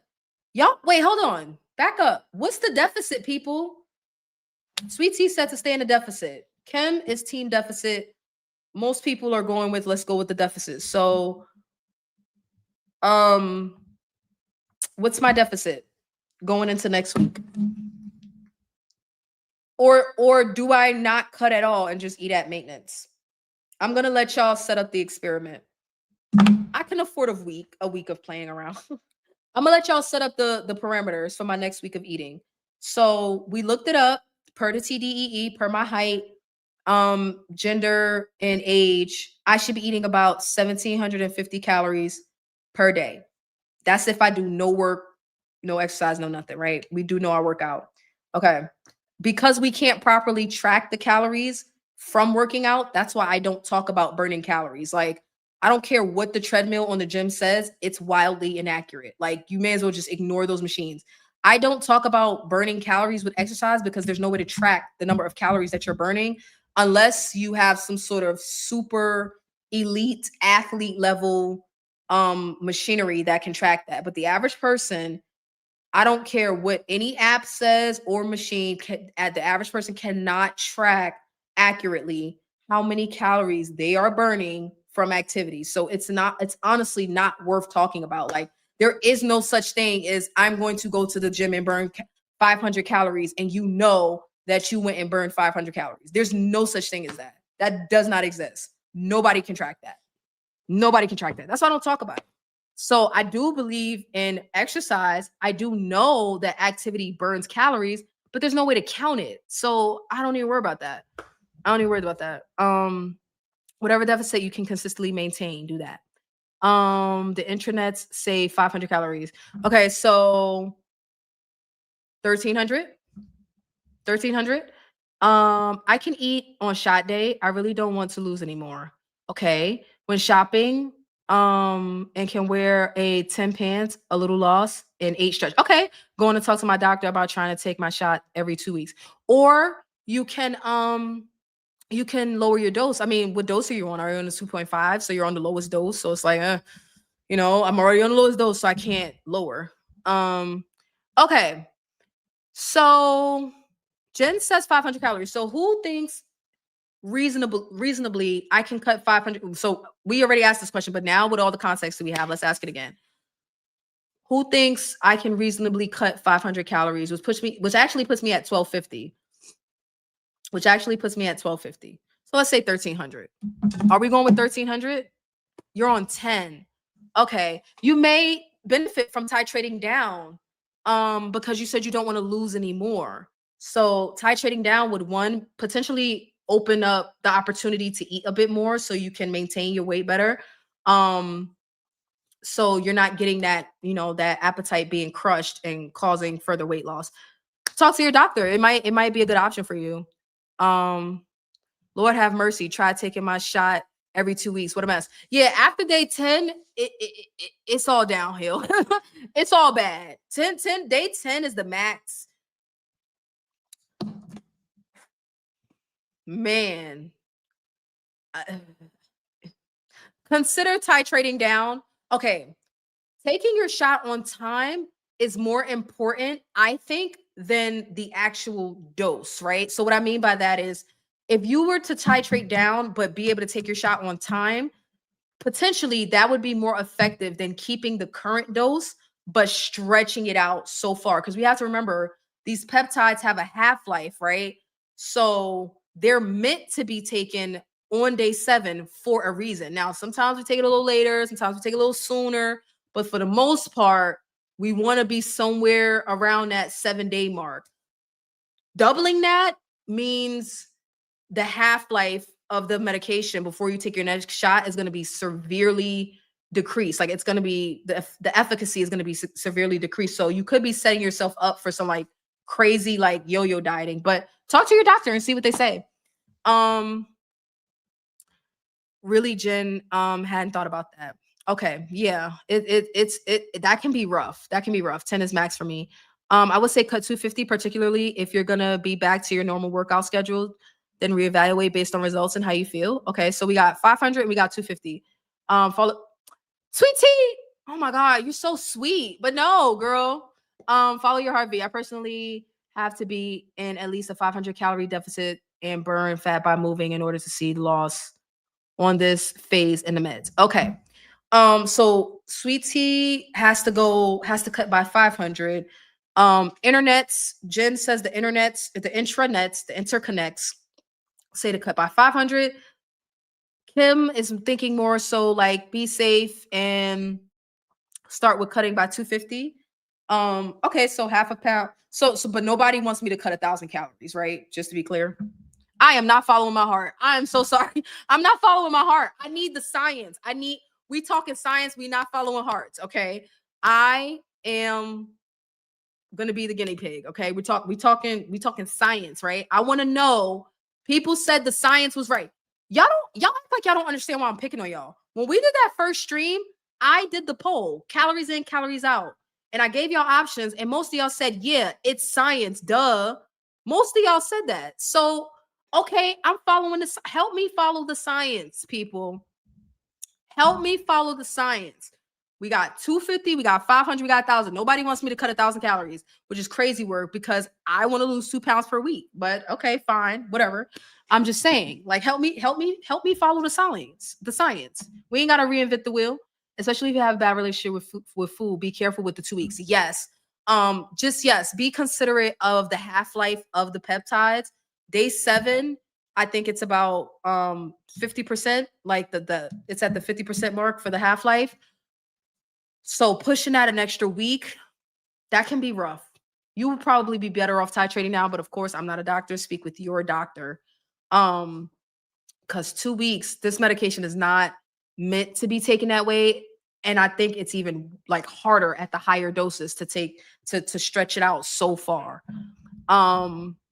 I think 1,000 calories is tough to maintain consistently. It might cause you to stall. Okay. All right. So if we're going to do the weigh-in tomorrow, right? Based on my 900 calorie, what I was eating for the past week. So we'll see how that worked out for me tomorrow. I'm not going to lie, y'all. I have no idea how this is going to go. I don't know what that scale going to say tomorrow. I mean, that sounds obvious. Like, duh, how would you know? But like sometimes I get a good feeling like I know I didn't lose this week, or I know I'm like fully enthralled in some fat burning and the scale is dropping. But when I tell y'all, I don't know which way the wind is gonna like this is gonna swing. I don't know which way the wind is gonna blow. I don't know. I'm not leaning toward loss. I'm not leaning toward gain. I'm not leaning toward maintain. I have no effing clue. No clue. If I had to guess, I would say based on the type of stuff that I ate, I don't think I'm gonna get a second week of loss. But I have no clue. Like honestly, if it wasn't for that alcohol, I probably would be leaning more toward loss or maintain. But I'm kind of like leaning away from the loss because of the alcohol so close to weigh-in day. Like, had I had the alcohol earlier in the week, then okay. But I just had it yesterday. So it's going to be about 24 hours, maybe 36 hours since I had the alcohol. What that tells me is whatever weight that I was going to lose for this week, I had to have lost it before I started drinking on Friday, because I don't think that between Friday and tomorrow I would have lost anything. Like, but I could be wrong. Now I kind of wish I was weighing in daily, but no, weighing in daily was like driving me crazy. I wish I had been weighing in daily to get the answer to this, but I have no idea. I have no idea. So that's how I'm letting y'all choose. We experimented with the calories. So like I wouldn't, up until this point, I have never been like, okay, let me cut this amount of calories to lose this amount of weight. That has not been my strategy for the past year and a half. It has not. I have tried I've tried raising my protein. I have tried lowering my carbs. Those things were successful. I did not try lowering my fat. My fat just on purpose, but my fat has gone down, my fat content. I have lowered my calories, but only based on maintenance, right? So when I was at 242 pounds, let's go back to the TDEE calculator real quick so y'all can see where I came from. I've started eating less as far as tracking based on me losing weight. So the more weight you lose, the less calories you actually need, right?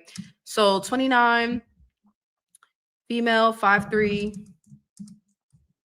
6'3". Oh Lord. 242 pounds was my starting. I'm gonna go with sedentary.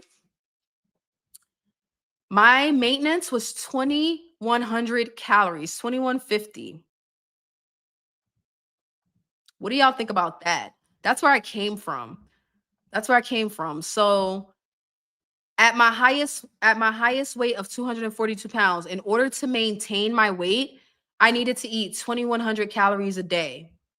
Now, so that's to maintain my 242-pound body. Now, in order to maintain my 170-pound body, I only need to eat about 1,700 calories a day. So my calories have been cut, but only based on me actually losing weight. It has been cut beyond that because with the GLP-1s, you lose your you eat less. But I haven't been tracking closely enough to see like over time how much less I was eating. Miss Toy, the review, takes her shot every 14 days and has for a year because her insurance doesn't cover it. She's using 15 milligram and trying to come down because it's too strong for her. Consult your physicians. I don't know. I don't know anything about that. Honestly, I would wait for the next 3 days just to see. Has she maintained the same weight at every 2 weeks, or has she went up and came down? Curious. Yeah, I don't recommend it. People do what they do. Like people do all types of stuff on GLP-1s, but I don't recommend that. Like the medication is designed to be taken every 7 days. Like I said, if you need to take it earlier, Eli Lilly gives instructions on how to take it earlier. They recommend waiting at least 3 days because that's based on the half-life, of course. They really don't give any guidance on taking it later. People just, I don't think, I haven't seen that. People just decide to take it later based on, how they feel, which I've done. I think their guidance on taking it later is if you miss a shot, don't take the next shot immediately. Don't wait until it's shot day again, which would be the 14-day mark. Like they don't recommend that. I believe, make sure y'all read the website, but I believe they say to take the shot as soon as possible. All right. Some of the girly pops take it once a month. I would love a once a month. Like, if I could get to my goal weight and maintain my weight on a once a month 5 milligram, I don't think that that's possible for me. But if I could, I wouldn't even want a once a month 10. This 10 is my favorite. I love this 10 milligram. This 10 milligram. Oh, I was listening to one of my old live streams where I was talking about how Eli Lilly is close to getting the price right. And I was saying if they could get the 2.5 to the 7.5 under, I think, $300, and if they could get the 10 to the 15 under to around 450, then I would shut the hell up. Well, the 10, all doses technically, but the 10 to the 15 is at 450. So really, I should be shutting the hell up. But I really wanted at $400. I think they should lower it a little bit more, but I think the price for the 10 to the 15 is actually kind of like it's pretty fair for the brand. But I do wish the lower doses were cheaper. The only thing is that works against Eli Lilly because then people will be less incentivized to try titrate up because they will be trying to save money, right? So right now you can't save no money on no dose. Like you can't save no money. So there's no incentive to not titrate up. But it would be nice. It would be nice if even if it's just a 2.5, it would be nice if the 2.5 was like $200. Like that would be nice. Agree, you need to consult your physician, but she has lost over 100 pounds. Kim, I don't care. Like, don't try to throw that in there. Like, yeah, talk to your doctor, but she knows what she's doing. She lost over 100 pounds. I don't give a shit. Like, I don't care. Just listen. There are people that have lost 100 pounds by, well, I won't say 100 pounds, but there are people that have lost weight by, purging their food. There are people that lost weight 100 pounds by doing crack. Kim, you brought up the crack. You brought up the crack example. Oh, you're right. I'm sorry. I'm going off, and it's really Jen's fault because Jen asked about her weight. I'm like, shit, how much weight she lost? That was not very girl of me. That was not very girl of me. Shit, some people lost weight smoking crack, right? Some people lost weight smoking crack. All right. So I think I'm gonna go with, this is what I don't like about, like, I've never had to do this before. This is low-key stressing me out a little bit. I've never had to say, okay, I'm gonna cut my calories to lose this amount of weight. I've never done that. Never done that. And I honestly don't like the sound of it, but I really just want to, see, right? Because honestly, I didn't do it, but the math already don't add up, right? As far as I lost closer to 3 pounds, but based on what I ate, I should have only lost 2. So where that other pound come from? But we don't need to go down the rabbit hole because it could have been going to the bathroom. It could have been water. It could have been anything, right? So we don't know where the weight came from. Okay, we don't know. We don't know where the weight came from. I'm a little torn between the 250 and the 500 for the sake of the experiment. It's only going to be for a week, right? And then I'll go back to doing what I want to do. But I am curious. I mean, I think I'm going to go with the 500. Let me go ahead and adjust my Lose It app as proof, right? And I'm going to keep it the same every day. Let me go ahead and tell y'all, I don't think that's enough food. But the science says if I want to lose a pound per week to cut the 500 calories, I'm cutting it. Science told me so. I don't make the rules, okay? I don't make the rules. So, let's see. I'm not gonna lie. I always have to remember.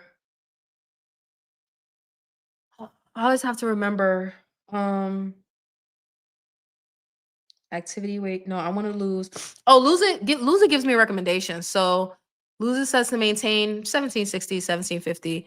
Lose half a pound, 1500. Okay, I'm gonna let Lose It choose my thingy. All right. So it says to lose 1 pound per week, drop my calories to 1266 and I will be at my goal by August 3rd, 2026. Who thinks my Lose It app is correct? Okay, my Lose It app says in order for me to lose 1 pound per week, right? 1 pound, not 2, 1 pound.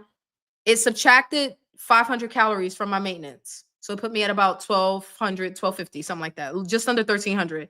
And it says, I will be at my goal of 142 pounds by August 2026.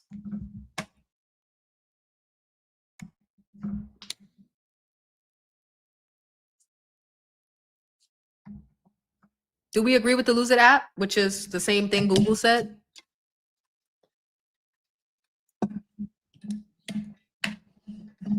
And then we can start wrapping up again out here because it's late and I want to go watch TV. My water is good. Are y'all cool with the 1,200 calories? Let's say 1,300. Let's just round up. It's 1,260, but let's just round up to 13. Are y'all cool with the 1,300 calories? Because I'm going to try to get as close to that as possible. I'm going to try to get as close to that as possible for the next 7 days. Am I in maintenance? No, I still have 30 pounds to lose. I still have 30 pounds to lose. Well, I mean, I still have to step on the scale tomorrow, so we'll see. Okay. So we're cool with the 1,300. Okay. Because Jen think I'm eating too much anyway. Like, for real. Jen thinks I'm eating way too much. And honestly, this should be a breeze. I ain't gonna lie. Was trying to gain 10 pounds, but I gave up. Jen. Okay. Let's turn to our handy dandy Google. Jen, how to gain 1 pound per week. Why do I have to do this? Why do I have to do this? To gain 1 pound a week, aim for a consistent surplus of about 500 extra calories daily by eating more frequently, choosing energy-dense foods like nuts, dairy, and healthy. Okay, Jen, if you just add 500, Google says, science says, if you just add 500 calories a day, don't matter where you get them from, add 500 calories a day, you will be 10 pounds heavier in 10 weeks. Or if you want to gain a little faster, add 1,000 calories a day. But, you know, on the GLP-1, that could be hard, right? But you could add 1,000 calories a day and get there in 5 weeks. So just add your 500 calories, Jen. What's the problem? You clearly you're not eating enough to put on weight, right? You're eating enough to maintain. We don't know how much that is because you don't track. So we don't know. But you eat enough to maintain, or even sometimes I guess you lose as well. I think you bounce back and forth. But in order to in order to gain, you got to be in a surplus, right? If you have to be in a deficit to lose, then clearly you have to be in a surplus to gain. Go ahead and add them extra 500 calories, Jen. You gained 3 pounds during your every 2 weeks, and then you took your shot and lost it? Yeah, because you was eating more. You was eating in a surplus. Were you not? Don't you think you were eating more when you were taking your shot every 2 weeks? Or were you eating the same? Because that would be interesting if you ate exactly the same. Had 5 cookies for breakfast yesterday. Yo, Jen, you are my hero, because everybody be thinking like Jen be like as close to perfect as possible. And then Jen will come out of nowhere talking about, I had 5 cookies for breakfast yesterday. You are my hero, Jen. I want 5 cookies for breakfast. I cannot look at 5 cookies for breakfast. I cannot look at a picture of 5 cookies for breakfast, because you know what will happen? I will gain 5 pounds of just water if I look at 5 cookies. Sidebar, I kind of want this little, I'm gonna go get it. Hold on. I'll be back. I want this lemon loaf now that y'all talking about it. No, it's 1 o'clock in the morning. I'm not gonna do that. I'm not gonna do it. I was about to go get that lemon loaf out of the freezer that I told you I was eating earlier in the week or last week. I still got a couple pieces in the freezer and I was gonna go get some, but it's 1 o'clock in the morning. I'm not gonna do that. You have a pretty intense workout regimen, so I would just monitor yourself closely. If you were really sedentary, I think you might be fine at 1,300. Y'all are making my life hard. Okay, so now 1,300 is not gonna work, y'all, because of my exercise. I was eating like an animal. I know that feeling. Just taking my shot like 1 or 2 days too late. Like if I'm not careful, day 9 and 10, I will rampage. I will rampage. I will eat everything. And you know, I'm a little dramatic because we talked about this, and it's not a hinge, it's just being greedy. I will be very greedy. I will be very greedy if I'm not careful. So I take my shot seriously. Like I take it on time, but sometimes it just be like, damn, I just got my appetite and now I gotta take this fucking shot again. Let me wait a day. So sometimes that does happen. Okay. Well, okay, so there's no way to know how much back to Kim's comment. There's no way to know how much how many calories I burn from my exercise. So, and also when they tell you to cut the 500, it doesn't say based on your activity. It doesn't say that. It just says to cut it. So, even if we're going to go with Sweet Tea's point of like, okay, but we know stuff. We know better. Okay. Well, I don't know. Like, okay, so does that mean don't cut my see? Like, I'm confused. Like, that means I can't do a calorie deficit. Y'all are telling me to be in a calorie deficit, but I also have to be mindful of my exercise. Okay, so now we're back to square one. I thought we were settled on 1300, but now we're back to square one. Okay, now we're back to square one. What is the proper deficit? Y'all gotta help me out with this. What is the? I'm not even being like I'm not even gaslighting at this point. I was gaslighting a little bit, but no, I'm dead. Now I'm dead serious. What is the proper deficit, right? Let's, I don't know how you're going to do it. Figure out a way to account for my exercise because I don't know how to do that. I got to eat in a calorie deficit and I got to work out. How do you do those two things? Somebody tell me, how do you do that? How do you do that? Are you doing cardio? No, I weight train. I do a little tiny bit of cardio, like at the end of my workout as like a cool, no, it's not a cool down. He be making me pump. Oh my God. He puts 10 minutes of cardio. I'm lying. It's 8. He puts 8 minutes of cardio after about an hour of weight training, and I fucking hate it. So it's not enough cardio to like count. If I had to guess, during that 8 minutes of cardio, I'm burning less than like 50 calories. Like you know, I'm working hard, but the amount of effort it takes to actually burn calories, it's crazy. Like in exercise, it ain't what people think it is. People think they go on a treadmill and because it says they burn 500 calories, they burn 500 calories. No, like not even a little bit. I do eat what I want. Okay, I don't crave sweets anymore. Lucky. I made a pound cake for Christmas, only ate one piece. Win-win. Before Zepbound, I would have ate the cake until it was gone. Yeah, I'd eat a whole cake too. That's sad. Pound cake sounds good. And it's nice to know that you can eat what you want. I have to be very particular because I will overeat certain things even on a GLP-1. Like empty calories, right? High sugar foods. Even sometimes a GLP-1 can like, especially if it's like closer to day 6 or 7, like even a GLP-1, it'll take a little minute to stop me if I'm not careful. Do I feel comfortable with weekly calorie counting? What does that look like? You mean like not daily? What do you mean? What does that mean? Okay, what about averaging 1300 for the week, but eating more calories on your workout days? Okay, so let me get a calculator. So let's see. That's something like what I do now, but it's much more than 1300. So I'm picking up what you're putting down. So let's see, 1300 times 7. That's 9,000 calories for the week. That's 9,000.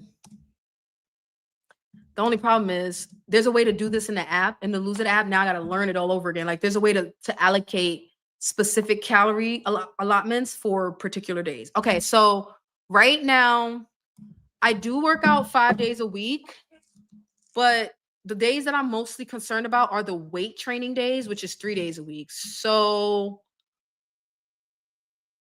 in order to average 1300, what do I want to eat on my gym days? What do I want to eat on my gym days? I mean, how much do I want to eat on my gym days? I want to say I want to eat 1500 on my workout days. So 1500 times 3 times 3, that's 4500. So I still have another 45, I think, to work with for the week. I think I did that math right. 9,000 minus 4500. Okay, I have another 4500 calories to work with for the week. So I'm gonna do. Oh my god, I'm like dying over here. Hold on. Okay, so as long as I get that 9,000 calories in. Okay, so 3 days out of the week, which if anybody cares would be Tuesday. I'm probably gonna change it, but Tuesday, Friday, and Saturday. Those are 1,300 calorie days. I mean, those are 1,500 calorie days. Tuesday, Friday, Saturday, 1,500 calorie budget. That covers 4,500 of my 9,000. I still have another 4,500 left. So 4,500 divided by 4 days left in the week is 1,100 calories, 1,125. But let's say 1,125. You never know. That extra 25 calories might be some butter or something. So I don't want to rob myself. All right. So the other 4 days out of the week, I'm at 1,125. So are we saying as long as I get the 9,000 calories in, like Jen said, I can have 1,100 calories on Monday, 15 on Tuesday, 1,100 on Wednesday and Thursday, 1,500 on Friday, Saturday, 1,100 on Sunday.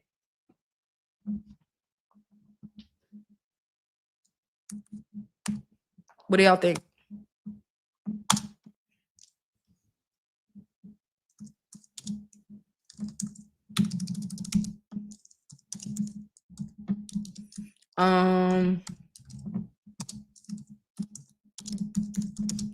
This is what I would alternate, like 11.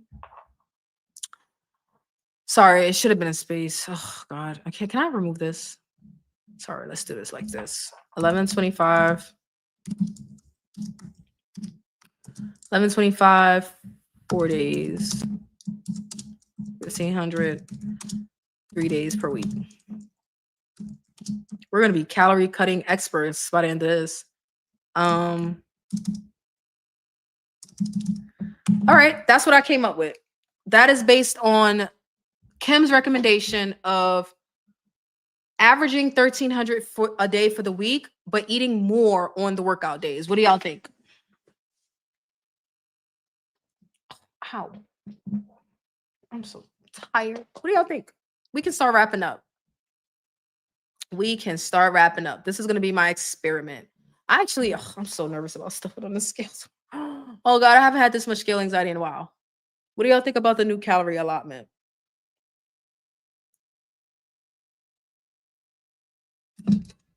I know y'all did not fall asleep in that 2 minutes it took me to do that.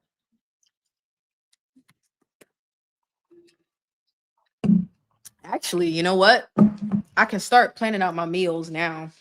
The problem is I do this, but then I don't look back at it, so I don't stick to it. Okay, it's 9,100 for the week. Okay, so I'm gonna add it to that 1,125 and make it 1,150 for those 4 days. That math works out perfectly. I'm gonna make that 1,125. I'm gonna make it 1,150. Worth a try.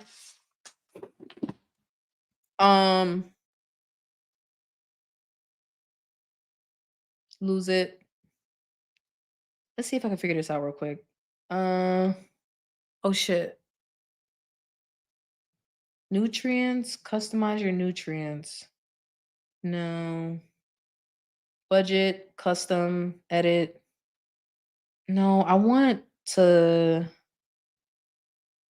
do calorie schedule custom. Yes, make changes to my schedule. Set a new calorie schedule. When would you like to eat more? Friday, Saturday, Sunday? No. I want to eat more on Tuesday, Friday, and Saturday, which are my gym days. Those are my weight training days. Don't meow at me. Don't meow at me. And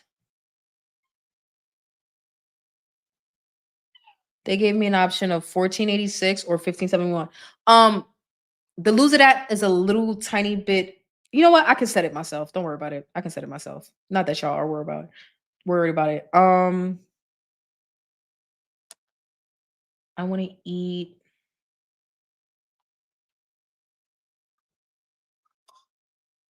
I think I messed this up. I gotta go back. Hold on. When would you like to eat more? So they have me at 1300. Why is that not coming out the way? Okay, let's go with that. I'll edit it in a second. Okay. All right.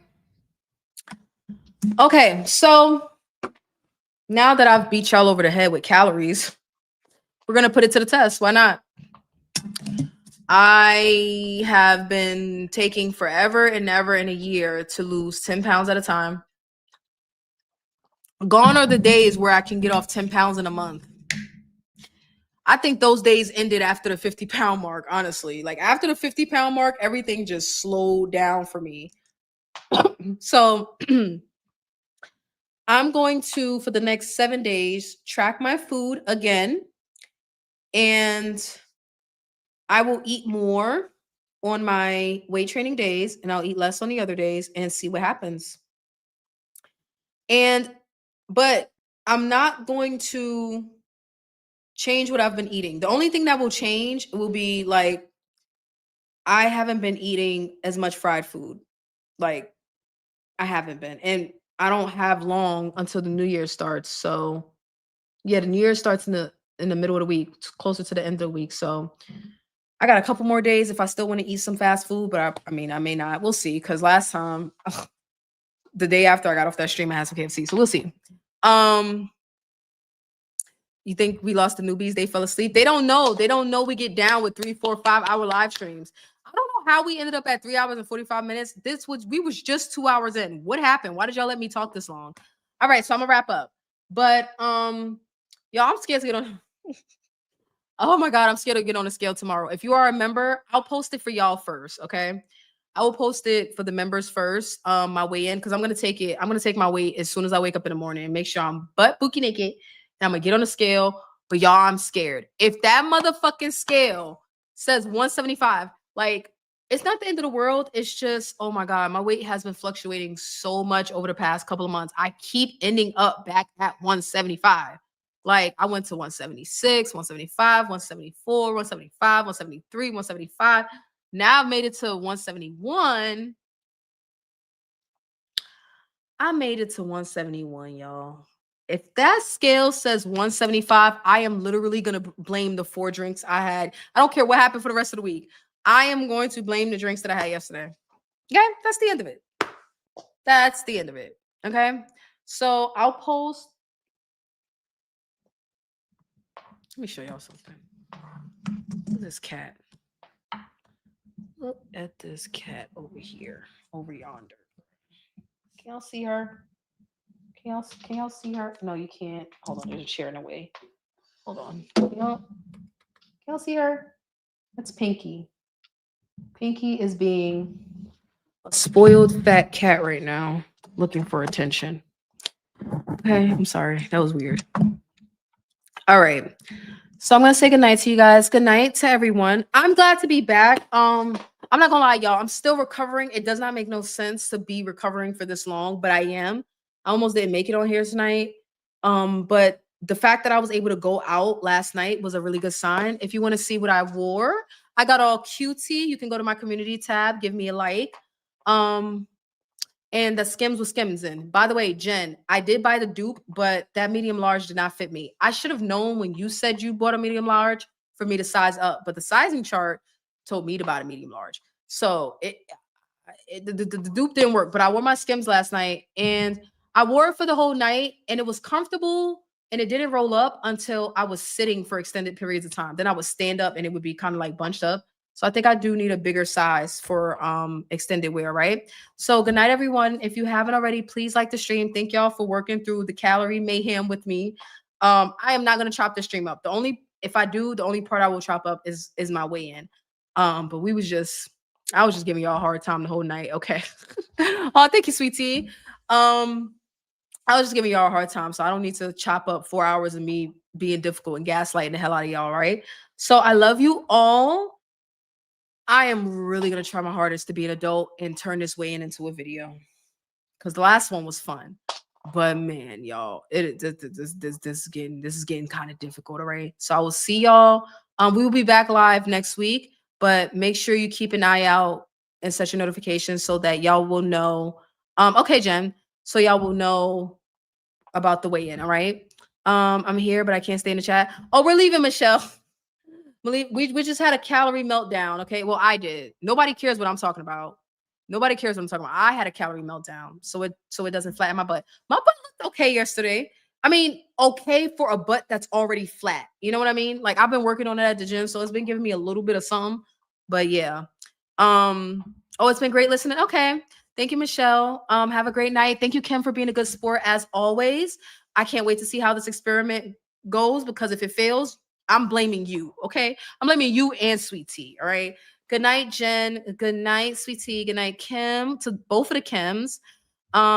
Good night, Sandy. Sandy B. Holly was here earlier. I know Holly fell asleep on me. Holly always falls asleep on me. Sydney was here earlier. Andrew was here. And for better or worse, shout out to everybody and all the newbies. Anissa was here. Shout out to Anissa. And I'm going to see you all. Hold on. I'm going to see you all in the next one. All right. I love you all. Have a good night, y'all. Bye.